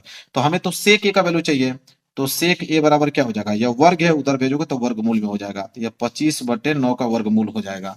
तो ये हो जाएगा मेरे प्यारे बच्चों सेक ए बराबर 25 का वर्गमूल 5 और 9 का वर्गमूल 3। तो सेक ए का मान हो 5/3 आ गया। देखिए दिया है ऑप्शन में, देना ही चाहिए 5/3, मतलब डी वाला ऑप्शन। डी वाला ऑप्शन जो है बिल्कुल राइट आंसर हो जाएगा मेरे प्यारे बच्चों। समझ में आ गया। चलिए अगला प्रश्न देखते हैं, प्रश्न नंबर 19। देखिए क्वेश्चन 19 का है कि द्विघात समीकरण दे रखा है x² + x - 1 बराबर 0 का विविधकर है। अब मेरे प्यारे बच्चों ये भी फार्मूला बहुत ज्यादा इंपॉर्टेंट है, फार्मूले पे ही बेस क्वेश्चन है। तो विविधकर का फार्मूला आपको मालूम होना चाहिए। विविधकर को हम डी से डिनोट करते हैं। डी बराबर फार्मूला होता है b² - के 4ac, ये फार्मूला होता है। तो यहाँ पे एबीसी का वैल्यू निकाल लीजिए। ए जो होता है एक्स का गुणांक होता है, ये जो होता है x² का गुणांक, तो x² का गुणांक x के आगे कुछ नहीं है, इसके आगे एक तो छिपा है, तो a बराबर हो गया 1। b जो होता है x का गुणांक होता है, x के आगे भी कुछ नहीं है तो 1 छिपा है, तो b का वैल्यू भी 1 होगा। इसी तरह c बराबर, तो c तो दिया है -1, वैल्यू रख दीजिए। तो d बराबर क्या हो जाएगा b², b का वैल्यू 1, तो 1 का स्क्वायर -4 गुणे a का वैल्यू 1 और c का वैल्यू कितना मेरे प्यारे बच्चों -1 है। तो यहां से जब d का वैल्यू निकालोगे तो 1 का स्क्वायर करोगे तो 1, माइनस गुणा माइनस में करोगे तो प्लस, 4 को गुणा 1 में करोगे 4 एकम 4, फिर 4 को गुणा 1 में करोगे तो 4 एकम 4। तो d बराबर 4 और 1 जोड़ोगे तो 5। विविधकर कितना आ गया मेरे प्यारे बच्चों 5 आ गया। 5 का मतलब यहाँ पे देखिए पहला वाला ऑप्शन जो है बिल्कुल राइट आंसर हो जाएगा। समझ में आ गया है कि नहीं सिंपल, बिल्कुल मेरे प्यारे बच्चों सिंपल ही सिंपल है। आगे देखते हैं। देखिए यहाँ पे बोला है क्वेश्चन नंबर 20 कि केंद्र प्रवृत्ति की माप है। तो केंद्र प्रवृत्ति की माप बारंबारता, संचयी बारंबारता, वर्ग अंतराल, बहुलक। आपको भी मालूम है बहुलक, बहुलक जो है केंद्र प्रवृत्ति की माप है मेरे प्यारे बच्चों। डी वाला ऑप्शन जो है बिल्कुल राइट आंसर हो जाएगा। चलिए देखते हैं, खंड ए हमने कर लिया। खंड ए में 20 ऑब्जेक्टिव क्वेश्चन था जो कि मैंने बहुत डिटेल में आप लोगों को समझा दिया। अब यहां से स्टार्ट होता है आप लोगों का खंड ब, और खंड ब 50 नंबर के प्रश्न रहेंगे, और प्रश्न नंबर 21 से यहां से स्टार्ट हुआ है। प्रश्न नंबर 21 बोला है कि सभी खंड कीजिए। जितने खंड दिए गए हैं क ख ग घ जितने भी हैं सभी खंड आपको करने हैं, और इसमें 2-2 नंबर के प्रश्न दिए गए हैं, जिसमें से क वाला प्रश्न पढ़ता हूं और इसके सॉल्व करके दिखाता हूं आप लोगों को। देखिए ध्यान से सुनिएगा। कह रहा है कि यदि बिंदु x कमा 5 तथा 2 कमा -3 के बीच की दूरी 17 मात्रक है, तो x का मान ज्ञात कीजिए। अब देखिए कितना अच्छे तरीके से मैं आप लोगों को इसको बताने वाला हूं। मैं एक पेज ले लेता हूं इसको हल करने के लिए। जब तक फार्मूला नहीं मालूम रहेगा तब तक इस क्वेश्चन को आप हल नहीं कर पाओगे। देखिए सबसे पहले आपको करना क्या है कि अगर मैं एक बिंदु यहाँ पे a मान लेता हूं और एक बिंदु यहाँ पे b, ठीक है, अगर इन दोनों बिंदुओं को मैं मिला दूं तो यहाँ पे बोला है कि यदि बिंदु, 2 बिंदु दिया है, एक बिंदु यह और एक बिंदु यह, तो इसको ए मान लेता हूं, जिसका निर्देशांक हमको दिया है यहाँ पे यक्स कामा के 5। और एक बिंदु बी है जिसका निर्देशांक मैं मान लेता हूं दिया है 2 कामा माइनस के 3। और कह रहा है कि इनके बीच की दूरी 17 मात्रक, इनकी बीच की दूरी हमको दिया है यहाँ पे 17 मात्रक। ठीक है, तो यहाँ पे पूछा है कि यक्स का मान, जो यह यक्स आपको दिख रहा है इसका वैल्यू हमसे पूछा है। तो हम लोग यहाँ फॉर्मूला लगाएंगे दो बिंदुओं के बीच की दूरी का। तो यहां से हम ए बी की अगर हम दूरी निकालें, दो बिंदुओं के बीच की दूरी का सूत्र क्या होता है, तो यहाँ फार्मूला में लिखता हूं, यह होता है करड़ी में x1 माइनस x2 का whole square plus y1 minus y2 का होल स्क्वायर, यह फार्मूला होता है। और आपको मालूम है कि ये जो x कामा 5 दिखाई दे रहा है, इसे हम बोलते हैं x1 कामा y1। और यह वाला दूसरा निर्देशांक जो दिखाई दे रहा है, इसको बोलते हैं हम लोग x2 कामा y2। अब यहां से हम लोगों को सिर्फ क्या करना है, वैल्यू रखना है। तो यहाँ हो जाएगा ए बी बराबर करनी में, यहाँ बड़ी करनी हम लोग लिख देंगे, यहाँ बोला x1। अब देखिए x1 का वैल्यू क्या है x, तो यहाँ पे हम लिखेंगे x माइनस x2 का वैल्यू 2 है, तो यहाँ लिखेंगे 2, इसका हो जाएगा होल स्क्वायर प्लस y1 की वैल्यू कितना है 5, और माइनस y2 का वैल्यू है माइनस, तो यहाँ पे भी माइनस है, और यह -3 आएगा तो इस माइनस को प्लस कर देगा, तो यहाँ पे हो जाएगा 3, इसका हो जाएगा होल स्क्वायर। अब हम लोग करेंगे क्या कि ए बी बराबर यहाँ पे लिखेंगे करनी में x-2 का होल स्क्वायर, ऐसे ही रख देते हैं x-2 का होल स्क्वायर प्लस 5 और 3 कितना होता है 8 का होल स्क्वायर। अब ध्यान से एक बात सुनिए कि ए बी का वैल्यू तो बोल रखा है ऑलरेडी कि 17 मात्रक है, क्योंकि क्वेश्चन में बोला है ना कि बीच की दूरी 17 मात्रक है, बीच की दूरी क्या है ए बी, तो ए बी का तो 17 मात्रक है, तो ए बी की जगह अब हम लोग क्या रख देंगे 17। तो 17 बराबर यह हो जाएगा आप लोगों का करनी में x-2 का होल स्क्वायर प्लस 8 का स्क्वायर करोगे तो कितना हो जाएगा 64। अब हम क्या करेंगे कि दोनों पक्षों का वर्ग करने पे, वर्ग हम इस लोग कर रहे हैं कि करनी हट जाएगी, लिखेंगे दोनों पक्षों का वर्ग करने पर, तो दोनों पक्षों का जब हम लोग वर्ग करेंगे तो करनी हट जाएगी। इसका वर्ग करेंगे तो ये तो आप लोगों का 17 का वर्ग हो जाएगा, बराबर इसका वर्ग करेंगे तो करनी हट जाएगा, तो सिर्फ बचेगा आप लोगों का x-2 का होल स्क्वायर और प्लस कितना बचेगा 64, ये बचेगा। अब यहाँ पे 17 का वर्ग करोगे तो हो जाएगा 289 बराबर, ये हो जाएगा आप लोगों का x-2 का होल स्क्वायर।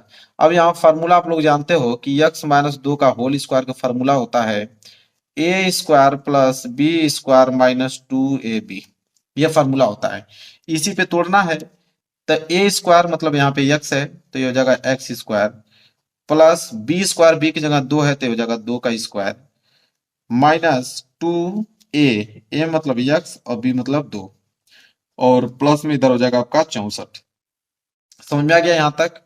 अब ये हो जाएगा आपका 289 बराबर x का स्क्वायर करोगे तो x स्क्वायर प्लस 2 का स्क्वायर करोगे तो 4 माइनस 2 दूनी के 4x हो जाएगा, और प्लस में हो जाएगा आप लोगों का 64। अब करोगे हल तो हो जाएगा 289 बराबर x स्क्वायर और माइनस के 4x, और यह प्लस 4 और यह प्लस 64 मिलकर हो जाएगा प्लस के 68। ठीक है, अब आपको करना क्या है कि 289 को इधर भेज दो, तो इधर बच जाएगा 0 बराबर x स्क्वायर माइनस 4x और प्लस में 68, और 289 उधर जाएगा तो माइनस के 289 आ जाएगा। अब पेज मेरा क्या हुआ भर गया, मैं अलग से एक पेज और ले लेता हूं। ठीक है, ध्यान समझिएगा, यहां तक हल कर दिया मैं, अब यहां से पेज मैंने चेंज कर दिया।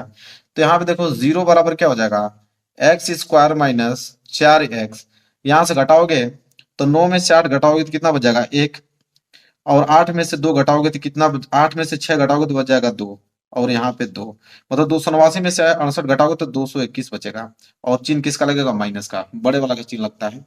अब यहाँ पे आप लोगों को ऐसा फैक्टर करना है, ठीक है, ऐसा फैक्टर करना है कि गुणा करने पे 221 आ जाए और घटाने पे 4 आ जाए।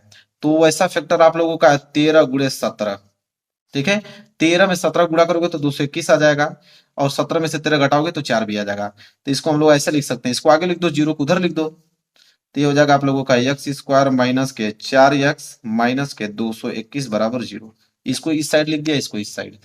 अब यहाँ पे हमको मालूम चल गया, इसको हम लोग लिखेंगे एक्स स्क्वायर माइनस 17x और प्लस के 13x, क्योंकि 17 माइनस 17x और प्लस 13x घटेगा तो माइनस 4x हो जाएगा, और माइनस ये 221 ऐसे रहेगा बराबर 0।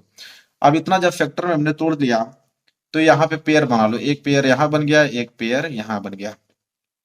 अब कॉमन ले लीजिए, तो इसमें x है, इसमें भी x है, तो x को मैंने कॉमन ले लिया, तो एक x से एक x कट गया तो सिर्फ x बचा, माइनस इस x से यह x कट गया तो सिर्फ कितना बचा 17, और प्लस इसमें x है, इसमें x है नहीं है, तो x तो कॉमन नहीं होगा, लेकिन 13 कॉमन हो जाएगा, तो 13 कॉमन ले लीजिए, तो यह बचेगा x माइनस 13 का भाग जब 221 में दोगे तो 17 बढ़ जाएगा बराबर 0।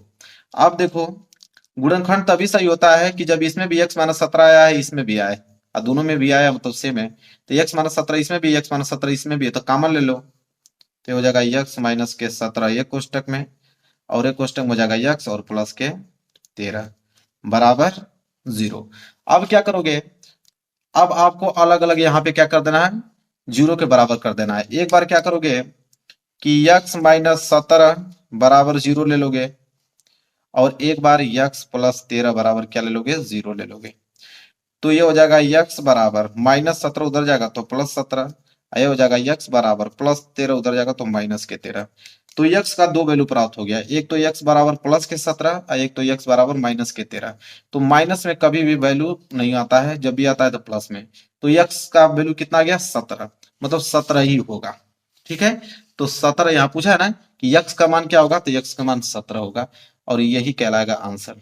x के तो दो मान आए हैं, एक 17 एक माइनस 13, लेकिन प्लस वाला लिया जाता है इसलिए 17। अब यह है आप लोगों का आंसर। समझ में आ गया? चलिए, क्लियर हो गया होगा आप लोगों को, पहला प्रश्न आप लोगों को समझ आ गया। चलिए इसी तरह हम लोग ख वाला प्रश्न हल करेंगे। देखिए ख वाला प्रश्न क्या है कि यदि बिंदु 1, 4 और दिया है a, -2 और -3, 16 है तो a का मान ज्ञात कीजिए। यह भी प्रश्न कितने नंबर के लिए है, 2 नंबर के लिए है। देखिए इसको कैसे सॉल्व करेंगे, इसके लिए मैं एक पेज ले लेता हूं, ध्यान से समझिएगा, एक बार प्रैक्टिस करके जाएंगे सारे प्रश्न एग्जाम में करके आओगे। चलिए देखिए कैसे हल करेंगे इसको। तो यहाँ पे 3 बिंदु बोला है कि संरेख है। ठीक है, तो ए का मान पूछा है। सबसे पहले हम लोग क्या करेंगे, एक बात समझ लीजिए, जब तीनों बिंदु संरेख हों तो उसमें कंडीशन एक होता है कि त्रिभुज का जो क्षेत्रफल होता है, देखो त्रिभुज का क्षेत्रफल, तो त्रिभुज का क्षेत्रफल जो होता है 0 के बराबर होने लगता है। कब, जब तीन बिंदु संरेख बोले तो त्रिभुज का क्षेत्रफल 0 के बराबर हो गया। फार्मूला क्या कहता है, त्रिभुज का क्षेत्रफल क्या होता है फार्मूला, कि 1/2, फिर कोष्टक में x1, फिर कोष्टक में y2 माइनस y3, कोष्टक बंद, फिर प्लस x2, फिर कोष्टक में y3 माइनस y1, फिर कोष्टक बंद, फिर plus x3, y1 minus y2, फिर कोष्टक बंद बराबर 0। 0 हमने इसलिए किया क्योंकि बिंदु संरेख है, संरेख है तो त्रिभुज का क्षेत्रफल 0 के बराबर हो जाता है। अब यहां से एक चीज ध्यान दीजिए, 3 बिंदु दिया है, एक बिंदु है 1, 4 और एक बिंदु है a, -2 और तीसरा बिंदु है -3, 16। ये निर्देशांक दिया हुआ है। तो यहां से एक चीज देखिए, पहले वाला निर्देशांक से निकलेगा x1 का वैल्यू 1 और y1 का वैल्यू 4। इसी तरह इससे निकलेगा x2, x2 बराबर a और y2 बराबर -2, और यहां से निकलेगा आपका x3, x3 बराबर -3 और y3 बराबर 16। ठीक है, अब वैल्यू आपको बस पुटअप करना है और इसको हल करना है। तो चलिए हो जाएगा 1/2 कोष्टक में x1, तो x1 की वैल्यू क्या है यहाँ पे 1, तो लिखेंगे 1, कोष्टक बंद y2 की वैल्यू क्या है -2, तो हो जाएगा -2, फिर माइनस, फिर माइनस y3 की वैल्यू कितना है 16, आप लिखोगे 16, कोष्टक बंद, फिर बीच में आप लगाओगे प्लस, क्या है x2, तो x2 का वैल्यू कितना है a, तो लिखोगे a कोष्टक बंद। y3 का वैल्यू कितना है 16, आप लिखिए 16, फिर माइनस y1 का वैल्यू 4 है तो 4 कोष्टक बंद, प्लस x3 का वैल्यू कितना है -3, तो यहाँ पे हो जाएगा -3, फिर कोष्टक में y1 का वैल्यू कितना है 4, माइनस y2 का वैल्यू -2, तो ये आएगा तो इसको प्लस कर देगा 2 बराबर 0। क्लियर, यहां तक समझ में आया? एक भी माइनस प्लस अगर आपने गड़बड़ किया तो आंसर गलत आने लगेगा। तो ये हो जाएगा आप लोगों का 1/2 कोष्टक में 1, -2 -16 -18 कोष्टक बंद, प्लस a, 16 में से 4 जाएगा तो बचेगा 12 कोष्टक बंद, प्लस गुणा माइनस में करोगे तो -3, और ये हो जाएगा 4 2 6 कोष्टक बंद बराबर 0। अब यहां से देखिए क्या हो जाएगा 1/2, 18 -18 गुणा 1 में करोगे तो कितना आ जाएगा -18, और प्लस 12 गुणा ए में करोगे तो हो जाएगा 12a, और माइनस 36 18 कोष्टक बंद बराबर 0। अब ये हो जाएगा आप लोगों का 1/2 कोष्टक में -18 36 हो जाएगा, तो ये हो जाएगा 12a, और -18 और 18 कितना हो जाएगा 36, फिर 0। अब ये 2 इधर भाग में इधर जाएगा तो गुणा में हो जाएगा, तो 2 को गुणा 0 में करोगे तो 0 ही आ जाएगा, तो सिर्फ बचेगा इधर 12a -36 बराबर 0 बचेगा, क्योंकि 2 इधर जाके गुणा में हो गया। तो इसे हम लिखेंगे 12a बराबर -36 को उधर भेजोगे तो +36, तो a बराबर क्या आ जाएगा आप लोगों का 36/12, कटा दीजिए तो 12 तो यही 36, तो a बराबर कितना आ गया 3, और यही a का मान पूछा था और यही हो जाएगा आप लोगों का आंसर। ठीक है, ये क्या हो गया आंसर हो गया। समझ में आ गया आप लोगों को? चलिए, ये भी प्रश्न हमने बिल्कुल आसान तरीके से इसको सॉल्व कर दिया। अब अगला प्रश्न बढ़ेंगे। देखिए अगला प्रश्न क्या है, तो क और ख दोनों हमने डिटेल में हमने सॉल्व करके आप लोगों को बता दिया। अब बढ़ेंगे ग की तरफ। प्रश्न नंबर ग, देखिए प्रश्न नंबर ग क्या है, इसको कैसे सॉल्व करेंगे। ग वाला प्रश्न त्रिकोणमिति से लिया गया है। दिया है 1 प्लस साइन थीटा बटे cos theta plus cos theta बटे 1 प्लस साइन थीटा बराबर 2 सेक थीटा। मतलब इसको सिद्ध करके 2 सेक थीटा लिया ये, और ये भी 2 नंबर के लिए प्रश्न है। आप देख पा रहे हैं प्रश्न कितने ज्यादा डिफिकल्ट, मतलब बहुत बड़े बड़े प्रश्न है। बिल्कुल इसको आसानी में आप नहीं ले सकते हो, प्रैक्टिस करके जाओगे तभी सारे प्रश्न करके आ पाओगे। इसको हल करेंगे तो सबसे पहले एलएचएस हल करके आरएचएस लाना है। चलिए करते हैं। प्रश्न नोट करेंगे, लिखेंगे एलएचएस लेने पे, क्या लिखेंगे एलएचएस, लेफ्ट हैंड साइड लेने पे दिया है 1 प्लस साइन थीटा, तो 1 प्लस साइन थीटा, और बटे में कॉस थीटा, तो बटे में कॉस थीटा, प्लस लगा दिया हमने, फिर बोला इधर कॉस थीटा बटे में 1 plus sine theta, 1 plus sine theta. इसको हल करके हमें 2 सेक थीटा लाना है। कैसे लाएंगे देखिए ध्यान से। सबसे पहले हम लोग हल करेंगे क्या, इसका एलसीएम ले लेते हैं। जब इसका एलसीएम लोगे तो कॉस थीटा और 1 प्लस साइन थीटा के एलसीएम लोगे तो आएगा आप लोगों का कॉस थीटा, और कोष्टक में आ जाएगा 1 प्लस साइन थीटा। यह क्या आ जाएगा एलसीएम आ गया। जब कॉस थीटा से कॉस थीटा भाग दोगे तो ये तो कट जाएगा, बचेगा 1 प्लस साइन थीटा, और 1 प्लस साइन थीटा का गुणा 1 प्लस साइन थीटा में करोगे तो ये हो जाएगा 1 प्लस साइन थीटा का होल स्क्वायर। होगा कि नहीं? बिल्कुल होगा। बीच में प्लस लगा दिया, 1 प्लस साइन थीटा से 1 प्लस साइन थीटा कैंसिल, बच गया कॉस थीटा। कॉस थीटा का गुणा जब कॉस थीटा में करोगे तो हो जाएगा कॉस स्क्वायर थीटा। होगा कि नहीं? बिल्कुल। चलिए यहां तक समझ में आ गया आप लोगों को। चलिए, आपको मालूम है कि 1 प्लस साइन थीटा का होल स्क्वायर, इसको किस फार्मूले पे तोड़ा जाएगा, तो ये तोड़ा जाएगा 1 प्लस बी का होल स्क्वायर। तो 1 प्लस बी का होल स्क्वायर क्या कहता है कि ए स्क्वायर प्लस बी स्क्वायर और प्लस में 2ab। यह फार्मूला आपको लिखना जरूरी है ताकि एग्जामिनर को समझ में आएगा कि हाँ इसी फार्मूला पे तोड़ा गया है। तो यहाँ पे इसको तोड़ देंगे तो ए स्क्वायर मतलब यहाँ पे हो जाएगा 1 का स्क्वायर, ठीक है, और प्लस बी स्क्वायर मतलब साइन थीटा का स्क्वायर, और प्लस 2ab, ए का वैल्यू 1 और बी का वैल्यू साइन थीटा। यहां तक क्लियर है? चलिए फिर प्लस इधर हो जाएगा कॉस स्क्वायर थीटा, और बटे की अगर हम बात करें तो बटे में सेम वही चीज बचेगा आप लोगों का कॉस थीटा, और एक कोष्टक में बच जाएगा आप लोगों का 1 साइन थीटा। यहां तक चीजें समझ में आ रही हैं आप लोगों को? चलिए, अब ये हो जाएगा, एक का स्क्वायर करोगे तो कितना हो जाएगा, एक, प्लस साइन थीटा का स्क्वायर करोगे तो ये हो जाएगा साइन स्क्वायर थीटा, प्लस दो को गुणा एक में करोगे तो दो, दो को गुणा साइन थीटा में करोगे तो हो जाएगा दो साइन थीटा, और प्लस ये हो जाएगा आप लोगों का कॉस स्क्वायर थीटा। और बटे की बात करें तो बटे में वही आप लोगों का रहेगा कॉस थीटा, और कोष्टक में 1 प्लस साइन थीटा। यहां तक चीजें क्लियर है आप लोगों को? चलिए, अब यहां से एक चीज ध्यान से देखिए, ये एक है तो एक लिख लो, प्लस साइन, देखो इसको इस तरह लिखो साइन स्क्वायर थीटा, ये प्लस कॉस थीटा को आगे ला दो तो हो जाएगा प्लस कॉस स्क्वायर थीटा, और प्लस 2 साइन थीटा को पीछे कर दो तो हो जाएगा 2 साइन थीटा। और बटे की अगर हम बात करें तो बटे में वही चीज आपकी रहेंगे कॉस थीटा, और कोष्टक में 1 प्लस साइन थीटा। चीजें क्लियर हैं? अब यहाँ एक फार्मूला और आपको देखने को मिलेगा। आपको फार्मूला यह मालूम है, sign square theta plus cos square theta बराबर एक होता है। आप कहोगे बिल्कुल, तो यहाँ पे आपको दिख रहा होगा, ध्यान से देखिए, ये एक को एक लिख दीजिए, और ये देखिए sine square theta plus cos square theta, तो sine square theta plus cos square theta, इसको मैं एक लिख सकता हूँ, बिल्कुल इसको मैंने एक लिख दिया, और प्लस बचा क्या आपका, बचा सिर्फ 2 साइन थीटा, और बटे में क्या बचा, बटे में बच गया आप लोगों का कॉस थीटा, और कोष्टक में 1 प्लस साइन थीटा।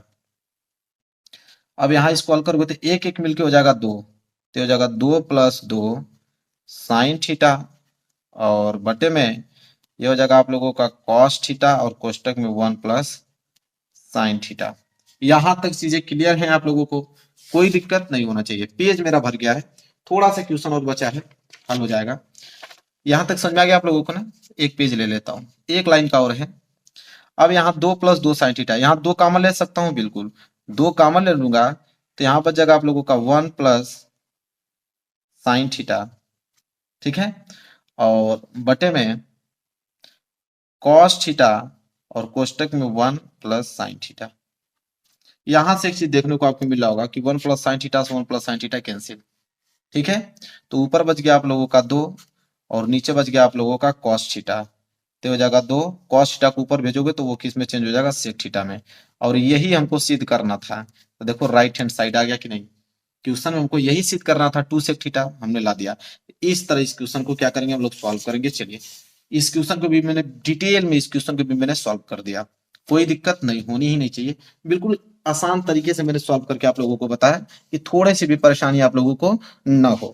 ध्यान से वीडियो देखना, क्योंकि ये मैथ के प्रश्न आएंगे आपके एग्जाम 100% ये पेपर बनने वाला है, तो सारे क्वेश्चन ध्यान से समझे रहोगे तभी कर पाओगे। देख पा रहे हो क्वेश्चन में कितना ताकत है, अच्छे अच्छे क्वेश्चन है। अब घ वाला प्रश्न देखिए क्या है। घ वाला प्रश्न है कि निम्न बारंबारता बटन से माध्यक ज्ञात कीजिए। 2 नंबर के लिए प्रश्न है। आपको वर्ग अंतराल दिया हुआ है और बारंबारता दिया हुआ है। देखिए, तो जब वर्ग अंतराल और बारंबारता देकर आपसे माध्यक पूछे तो बहुत ही ज्यादा सिंपल है, उसके लिए एक सारणी आपको बनानी पड़ेगी, और मैं सारणी खुद बनाऊंगा आप लोगों के सामने, ठीक है, अब बनाना सिखाऊंगा आप लोगों को। 2 सारणी तो एक वर्ग अंतराल का, एक बारंबारता का बनता है, तो 2 सारणी तो आप क्वेश्चन से ही बना लोगे। एक तो बनेगा आप लोगों का वर्ग अंतराल से, एक सारणी वर्ग अंतराल का बन गया, ठीक है, और एक सारणी बन गया बारंबारता का जो दिया है नीचे। तो 2 सारणी बन गया, और 2 सारणी अपने से बनाना पड़ता है, तो एक सारणी वर्ग अंतराल का बन गया, एक सारणी बारंबारता का बन गया। 2 सारणी और एक्स्ट्रा बनाना पड़ता है, किसका, तो एक मध्यमान का बनाना पड़ता है, मध्यमान, ठीक है, मध्यमान को इंग्लिश में बोलते हैं एक्स आई, और बारंबारता को बोलते हैं स्मॉल एफ आई, ठीक है। तो वर्ग अंतराल ऑलरेडी बना है, बारंबारता भी, दोनों क्वेश्चन से बन गया। एक मध्यमान और एक सारणी जो बनता है वो बनता है एफ आई एक्स आई, मतलब इन दोनों का मल्टीप्लाई कर दो तो वो सारणी बनेगी। तो 4 ही सारणी बनानी पड़ती है, ठीक है, चारों सारणी मैंने क्या किया यहाँ पे बना दिया। अब स्केल की मदद से मैं यहाँ पे लाइनिंग खींच देता हूँ, ठीक है, आप खींच लीजिएगा, मैं हाथ से ही कर देता हूँ, मैं इस तरह कर देता हूँ, ठीक है, आप लोग स्केल की सहायता से खींचिएगा, मैं जल्दी से इस तरह कर देता हूं। सिर्फ बॉक्स मैंने बना दिया, ठीक है, ये मैंने बॉक्स बना दिया, आप लोगों को ऐसे डिजाइन नहीं करना, आप लोग स्केल से खींचिएगा, ठीक है। देखिए वर्ग अंतराल 0 से 10, 10 से 20, 20 से 30, 30 से 40, 40 से 50। तो ये आपको नोट करना पड़ेगा, ये आपको नोट करना पड़ेगा। यहाँ पे 0 से 10, ठीक है। इसके बाद 10 से 20, तो 10 से 20। इसके बाद क्या है 20 से 30, तो 20 से 30। इसके बाद 30 से 40, तो 30 से 40। इसके बाद 40 से 50, तो 40 से 50। जो दिया है वही हमने उतार दिया। बारंबारता में भी नीचे बारंबारता दिया है, वही चीज उतारेंगे। 6, 9, 20, 15, 9। तो क्या दिया है 6, 9, 20, 15, 9। जो दिया था सेम टू सेम हमने उतार दिया, जो दिया था उतार दिया। मध्यमान क्या होता है मेरे प्यारो बच्चों, मध्यमान कि 0 और 10 के बीच में क्या आएगा, तो 0 और 10 के बीच में 5 आता है। अब मध्यमान निकालने का सूत्र ये होता है कि 0 और 10 को जोड़कर 2 का भाग दे दो। तो 10 में 0 जोड़ोगे तो 10, 10 का आधा करोगे तो कितना आ जाएगा 5। तो यहाँ पे क्या लिखोगे 5। 10 और 20 के बीच क्या आएगा, तो 10 और 20 के बीच तो 15 आता है, ठीक है। 20 और 30 के बीच क्या आता है 25 आता है। तो एक चीज आप ये भी देख रहे हो कि 10 10 का अंतर है। 5 में 10 जोड़ोगे तो 15, 15 में 10 जोड़ोगे तो 25, 25 में 10 जोड़ोगे तो 35, 35 में 10 जोड़ोगे तो 45। देखो कितना आसान से आ गया। आप इस तरह इस दोनों को जोड़कर भाग दे दो। 40 में 50 जोड़ोगे तो 90, 90 का आधा करोगे तो 45। कितना सिंपल है। इसके बाद एफ आई एक्स आई, अब दोनों को गुणा करेंगे। तो 6 का गुणा 30 में करोगे तो 6 5 30। और 15 गुणा 9 में करोगे तो 15 9 135, तो हो जाएगा 135। 20 का गुणा 25 में करोगे तो 25 दूना के 50, कितना हो जाएगा 500। और 35 का गुणा जब 15 में करोगे तो आ जाएगा 525। कितना आ जाएगा 525 आ जाएगा। और 9 को गुणा 45 में करोगे तो कितना आ जाएगा 405, ठीक है। इतना ही आएगा, गुणा करके देख लीजिएगा। आपको जब इतना सारणी बना दोगे तो बस आपको दो चीज चाहिए। एक चाहिए सिग्मा एफ आई। सिग्मा का मतलब होता है कि जो एफ आई, सिग्मा मतलब जोड़ होता है, जो एफ आई का उसका योग करो। तो इसको योग कर लो। 9 और 6 15, 15 15 30, 30 20 50, 50 और 9 59। तो कितना गया 59 आ गया। इसी तरह भी यहाँ पे आपको करना पड़ेगा। Sigma F I into X I निकालिए, तो इसका योग करना है। तो 5 के 5, 5 दूनी 10, 5 3 15, 15 को 5, 3 3 6 2 8, 8 और 1 हासिल कितना हो गया 9। फिर 5 5 10 7 14 15, कितना गया यहाँ पे 15। तो 1595 मैं लिख देता हूँ, दिख रहा होगा कि नहीं। 1595 में फ्रेश लिख देता हूँ, 1595 आया है। अब यहां से माध्य पूछा था, तो माध्य का सूत्र आपको मालूम है, याद कर लो। माध्य का सूत्र होता है sigma F I into X I और बटे में सिग्मा एफ आई। यह फार्मूला होता है माध्य निकालने का। तो यहाँ सिग्मा एफ आई एक्स आई तो निकल के आया है 1595 और बटे में सिग्मा एफ आई कितना आया 59। जब इसको कटाओगे भाग दोगे तो आ जाएगा आपका 27.03। यही कहलाएगा आंसर, यही हो जाएगा आंसर। समझ में आ गया आप लोगों को। डिटेल में बिल्कुल आराम से समझा रहा हूं कि हमारे चैनल पे सारे विद्यार्थी हर एक कैटेगरी के हैं, कोई कमजोर है कोई तेज है, तो सबको समझ में आए, किसी को भी दिक्कत न हो, इस प्रकार में समझा रहा हूं आप लोगों को। चलिए अगला प्रश्न देखते हैं। और प्रश्न नंबर क्या है, कह रहा है कि संख्याओं 92 और 510 का एलसीएम ज्ञात कीजिए। अब इसका एलसीएम ज्ञात करना है 92 और 510 का, और ये भी प्रश्न 2 नंबर का लिखा। चलिए देखते हैं। चलिए मैंने पेज ले लिया, ठीक है, मैंने पेज ले लिया। अगर आपको एलसीएम पूछा है दो संख्याओं का, तो इससे सबसे पहले अभाज्य गुणनखंड के रूप में तोड़ोगे। तो 92 को अभाज्य गुणनखंड के रूप में तोड़ो और एक साइड आप 510 को, दोनों को अलग अलग तोड़ देते हैं। 92 का जब निकालोगे आप तो 92 पहले 2 से कट जाएगा, 2 चौक को 8, 2 6 के 12, 46 बार में। फिर 2 से कटा दो तो 2 दूनी के 4 और 2 तिहाई 6। अब ये 23 23 से ही कटेगा, तो 23 से कम 23। इसको कटाओ 510 को, तो 2 से कटा दो तो 2 दूनी के 4, 2 5 10, 2 5 10। फिर यह किससे कटेगा, ये 3 से कटेगा, 3 से कटाओगे तो 3 8 24 और 3 5 15, 85। अभी किससे कटेगा, तो ये 5 से कटेगा, 5 से कितना कटेगा 17 5 85 होता है, तो 17 लिख दो। फिर यह 17 17 से कटेगा। इतना तो जानते हो आप लोग। अब इसको लिखोगे कैसे, तो 92, 92 का जब अभाज्य गुणनखंड आपने किया तो दो दो बार पे आया तो इसे लिखोगे 2 पे पावर 2 गुणे 23 एक बार आया तो 23 पे पावर 1। इसी तरह इधर लिखोगे 510 को आप क्या लिख सकते हो, 2 एक बार आया तो 2 पे पावर 1, 3 भी एक बार आया तो 3 पे पावर 1, 5 भी एक बार आया तो 5 पे पावर 1, 17 भी एक बार आया तो 17 पे पावर 1। निकालना है आपको एलसीएम।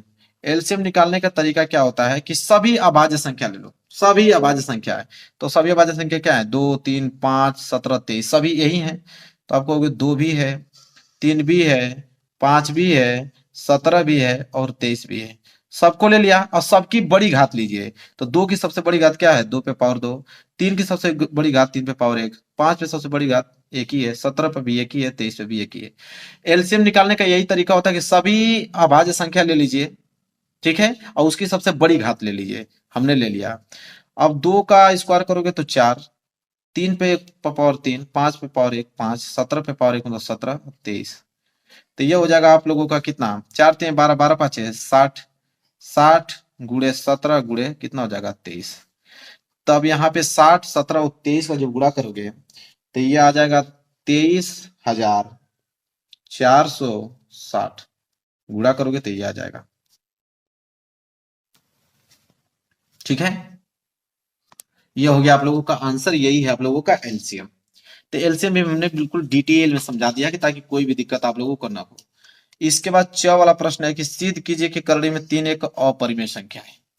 तो सिद्ध करना है कि करड़ी में 3 एक अपरिमेय संख्या है और ये प्रश्न 2 नंबर के लिए दिया है। इसको कैसे सॉल्व करेंगे ध्यान से समझिएगा।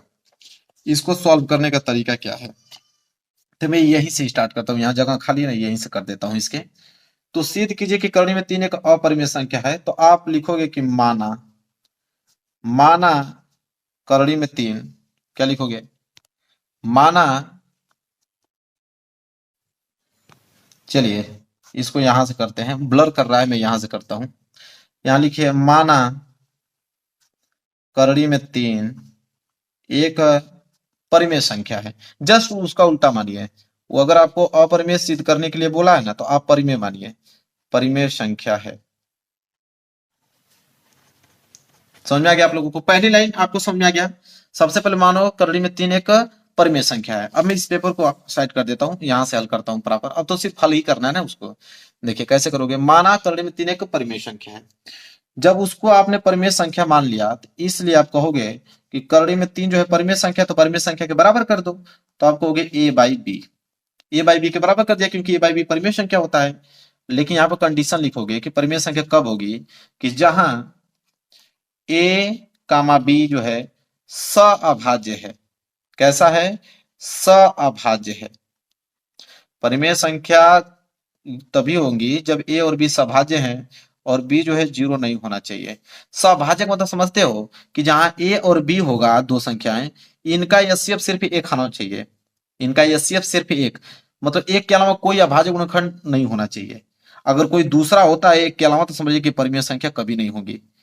ठीक है, यहां तक इतना कर लोगे कि नहीं, इतना तो आप आसानी से कर पाओगे। अब एक लाइन लिखो कि दोनों पक्षों का वर्ग करने पे, यहां पे लिखिएगा कि दोनों पक्षों का वर्ग करने पे, दोनों पक्षों का वर्ग करने पे, तो दोनों पक्षों का वर्ग करने पे, तो वर्ग करेंगे तो करड़ी 3 का वर्ग करोगे तो ये सिर्फ 3 आएगा, ठीक है। और ए का वर्ग करोगे तो ए स्क्वायर, बी का वर्ग करोगे तो बी स्क्वायर आएगा। तो यहां से आप बी स्क्वायर बराबर क्या आ जाएगा, बी स्क्वायर बराबर आ जाएगा ए स्क्वायर बटे में 3। ऐसे ही आप मान लो समीकरण नंबर पहला, ठीक है। अब यहाँ पे एक चीज आपको दिख रहा होगा, ठीक है, यहाँ पे क्या दिख रहा है कि 3 जो है ए स्क्वायर को विभाजित कर रहा है। तो आप लिखोगे कि 3 जो है ए स्क्वायर को विभाजित करता है। इसको ऐसे ही लगाना पड़ेगा, इसका नियम ही यही होता है, ठीक है, विभाजित करता है। जब 3 ए स्क्वायर को विभाजित करता है तो इसलिए आप कहोगे कि 3 जो है ए को भी विभाजित करेगा। बिल्कुल सही बात है, वर्ग हटा दोगे तभी भी करेगा, विभाजित करता। ये लिखना पड़ेगा, नहीं नंबर नहीं मिलेगा, ये आपको लिखना पड़ेगा। जिस प्रकार मैं लिख रहा हूं मुझे शौक नहीं लगा लिखने का, लेकिन इसको हल करने का यही तरीका है कि 3 जो है ए को भी विभाजित करेगा। तो लिखोगे कि इसलिए हम क्या करेंगे कि a बराबर 3c, ठीक है, a बराबर 3c एक नियतांक मान लेंगे कि a बराबर 3c, और लिख देंगे कि जहां c क्या है, तो जहां लिखेंगे जहां c कोई पूर्णांक है, c कोई पूर्णांक है, c को मैंने एक पूर्णांक मान लिया। अब आपको करना क्या है कि जो a का वैल्यू निकला है उसको समीकरण पहला में रख दो। तो आप लिखोगे कि a का मान समीकरण पहला में रखने पे, a का मान समीकरण पहला में रखने पर, ठीक है, तो चलिए रख देते हैं a का मान समीकरण पहला में। तो a का मान समीकरण पहला में लिखोगे तो क्या है, बी स्क्वायर, तो ये तो हो जाएगा बी स्क्वायर बराबर ए स्क्वायर, तो ए का वैल्यू क्या है 3c, तो हो जाएगा 3c का होल स्क्वायर, और बटे में 3, तो ये हो जाएगा 3। जब इसे हल करोगे तो हो जाएगा बी स्क्वायर बराबर 3 का स्क्वायर करोगे तो 9c स्क्वायर, और बटे में 3 होगा नहीं, 3 से घटा दो, 3 बार में कट जाएगा, तो हो जाएगा बी स्क्वायर बराबर 3c स्क्वायर। होगा कि नहीं, बिल्कुल होगा। अब यहाँ पेज भर गया, मैं एक पेज ले लेता हूं अलग से, यहां तक नोट किए रहिएगा। तो यहां से आप देखोगे कि सी स्क्वायर का वैल्यू निकालो, तो ये सी स्क्वायर बराबर क्या हो जाएगा, बी स्क्वायर, ये 3 गुणा में उधर जाएगा तो भाग में आ जाएगा, ये हो जाएगा कि सी स्क्वायर बराबर हो जाएगा बी स्क्वायर बटे में 3। यहां तक आपको समझ में आ गया कि नहीं, बिल्कुल। चलिए आ गया इतना। अब यहाँ पे एक चीज और देख रहे हो कि 3 जो है अब बी स्क्वायर को विभाजित कर रहा है, सेम जैसे ए वाला में किया हूं इसी तरह बी वाला में करना पड़ेगा। लिखेंगे कि 3 जो है बी स्क्वायर को विभाजित करता है, वही लाइन फिर से हमें लिखना पड़ेगा, विभाजित करता है। अब यही नियम ही है सॉल्व करने का, कोई शॉर्ट ट्रिक होता तो बता देता आप लोगों को। फिर लिखेंगे 3 जो है बी को भी विभाजित करेगा, 3 जो है बी को भी विभाजित करेगा। जैसे लिख रहा हूं वैसे आप नोट करते रहिए, कोई दिक्कत नहीं है, करेगा। ठीक है, यहां तक समझ में आ गया आप लोगों को, विभाजित करेगा। बस एक लाइन और आप लोगों को लिखना है। तो यहाँ पे देखो 3 जो है ए को भी विभाजित कर रहा था, 3 जो है बी को भी विभाजित कर रहा था। अब मैंने शुरू में बताया कि परिमेय संख्या, जब मैंने माना था कि ए बटे बी जो है परिमेय संख्या है, मैंने बताया था ए और बी सिर्फ 1 से कटना चाहिए तभी परिमेय होगा। लेकिन यहाँ तो 3 से कट रहा है, 3 से भी ए कट रहा है, 3 से भी बी कट रहा है, मतलब कि सभाज्य संख्या नहीं है, क्योंकि 3 से कट रहा है दोनों। तो वही लाइन लिखेंगे हम लोग कि 3 ए और बी, लिखेंगे 3 जो है ए और बी दोनों का अब उभयनिष्ठ गुणनखंड, ऐसे लिख लीजिए, उभयनिष्ठ गुणनखंड है, क्योंकि दोनों से कट रहा है, उभयनिष्ठ गुणनखंड है,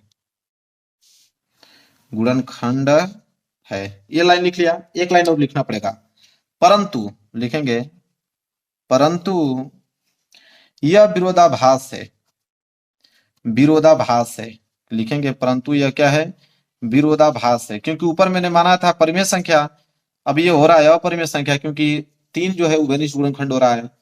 परिमेय संख्या कब होती है, जब एक उभयनिष्ठ गुणनखंड होता है। फिर लिखेंगे अतः, लास्ट लाइन है, अतः करणी में 2 जो है एक अपरिमेय संख्या है, एक अपरिमेय संख्या है। समझ में आया क्वेश्चन आप लोगों को, समझ में आ गया होगा। क्योंकि करणी में 2 जो है परिमेय संख्या कब होता है, जब ए और बटे बी जो है सभाज्य संख्या होता है, सभाज्य मतलब उसका उभयनिष्ठ गुणनखंड 1 होता है। लेकिन यहाँ तो 3 हो रहा है, तो 3 हो रहा है तो जाहिर बात है कि वो परिमेय संख्या नहीं है। जब परिमेय संख्या ए बाई बी नहीं है तो करणी में 2 एक अपरिमेय संख्या होगा, सिंपल। इसको मैंने अच्छे तरीके से प्रूफ कर दिया, कोई दिक्कत नहीं होनी चाहिए। चलिए, तो ये भी प्रश्न मैंने बिल्कुल डिटेल में आप लोगों को समझा दिया। अब आगे देखते हैं अगला प्रश्न। अब अगला प्रश्न स्टार्ट होगा, तो यहां से प्रश्न 22 हो रहा है, और 22वां प्रश्न जो है वो 4 नंबर के लिए, कितने नंबर के लिए, 4 नंबर के लिए, मतलब लघुत्तरीय प्रश्न स्टार्ट हो गया। इसमें भी 5 खंड दिया है, इसको हल करना है। अब मेरे प्यारे बच्चों, इसको मैं अलग वीडियो बनाऊंगा, क्योंकि वीडियो काफी बड़ी हो गई है। अब अगली वीडियो में लघुत्तरीय और दीर्घोत्तरीय दोनों कंप्लीट करा दूंगा, कल मैं अपलोड कर देता हूं, देख लेना इसको। वीडियो को लाइक शेयर जरूर कर देना। जो भी क्वेश्चन बताया हूं 1 2 बार 3 बार प्रैक्टिस करके जाना है, क्योंकि ये प्रश्न आएंगे आपके एग्जाम में। तो चलिए मिलेंगे नेक्स्ट वीडियो में, तब तक के लिए धन्यवाद।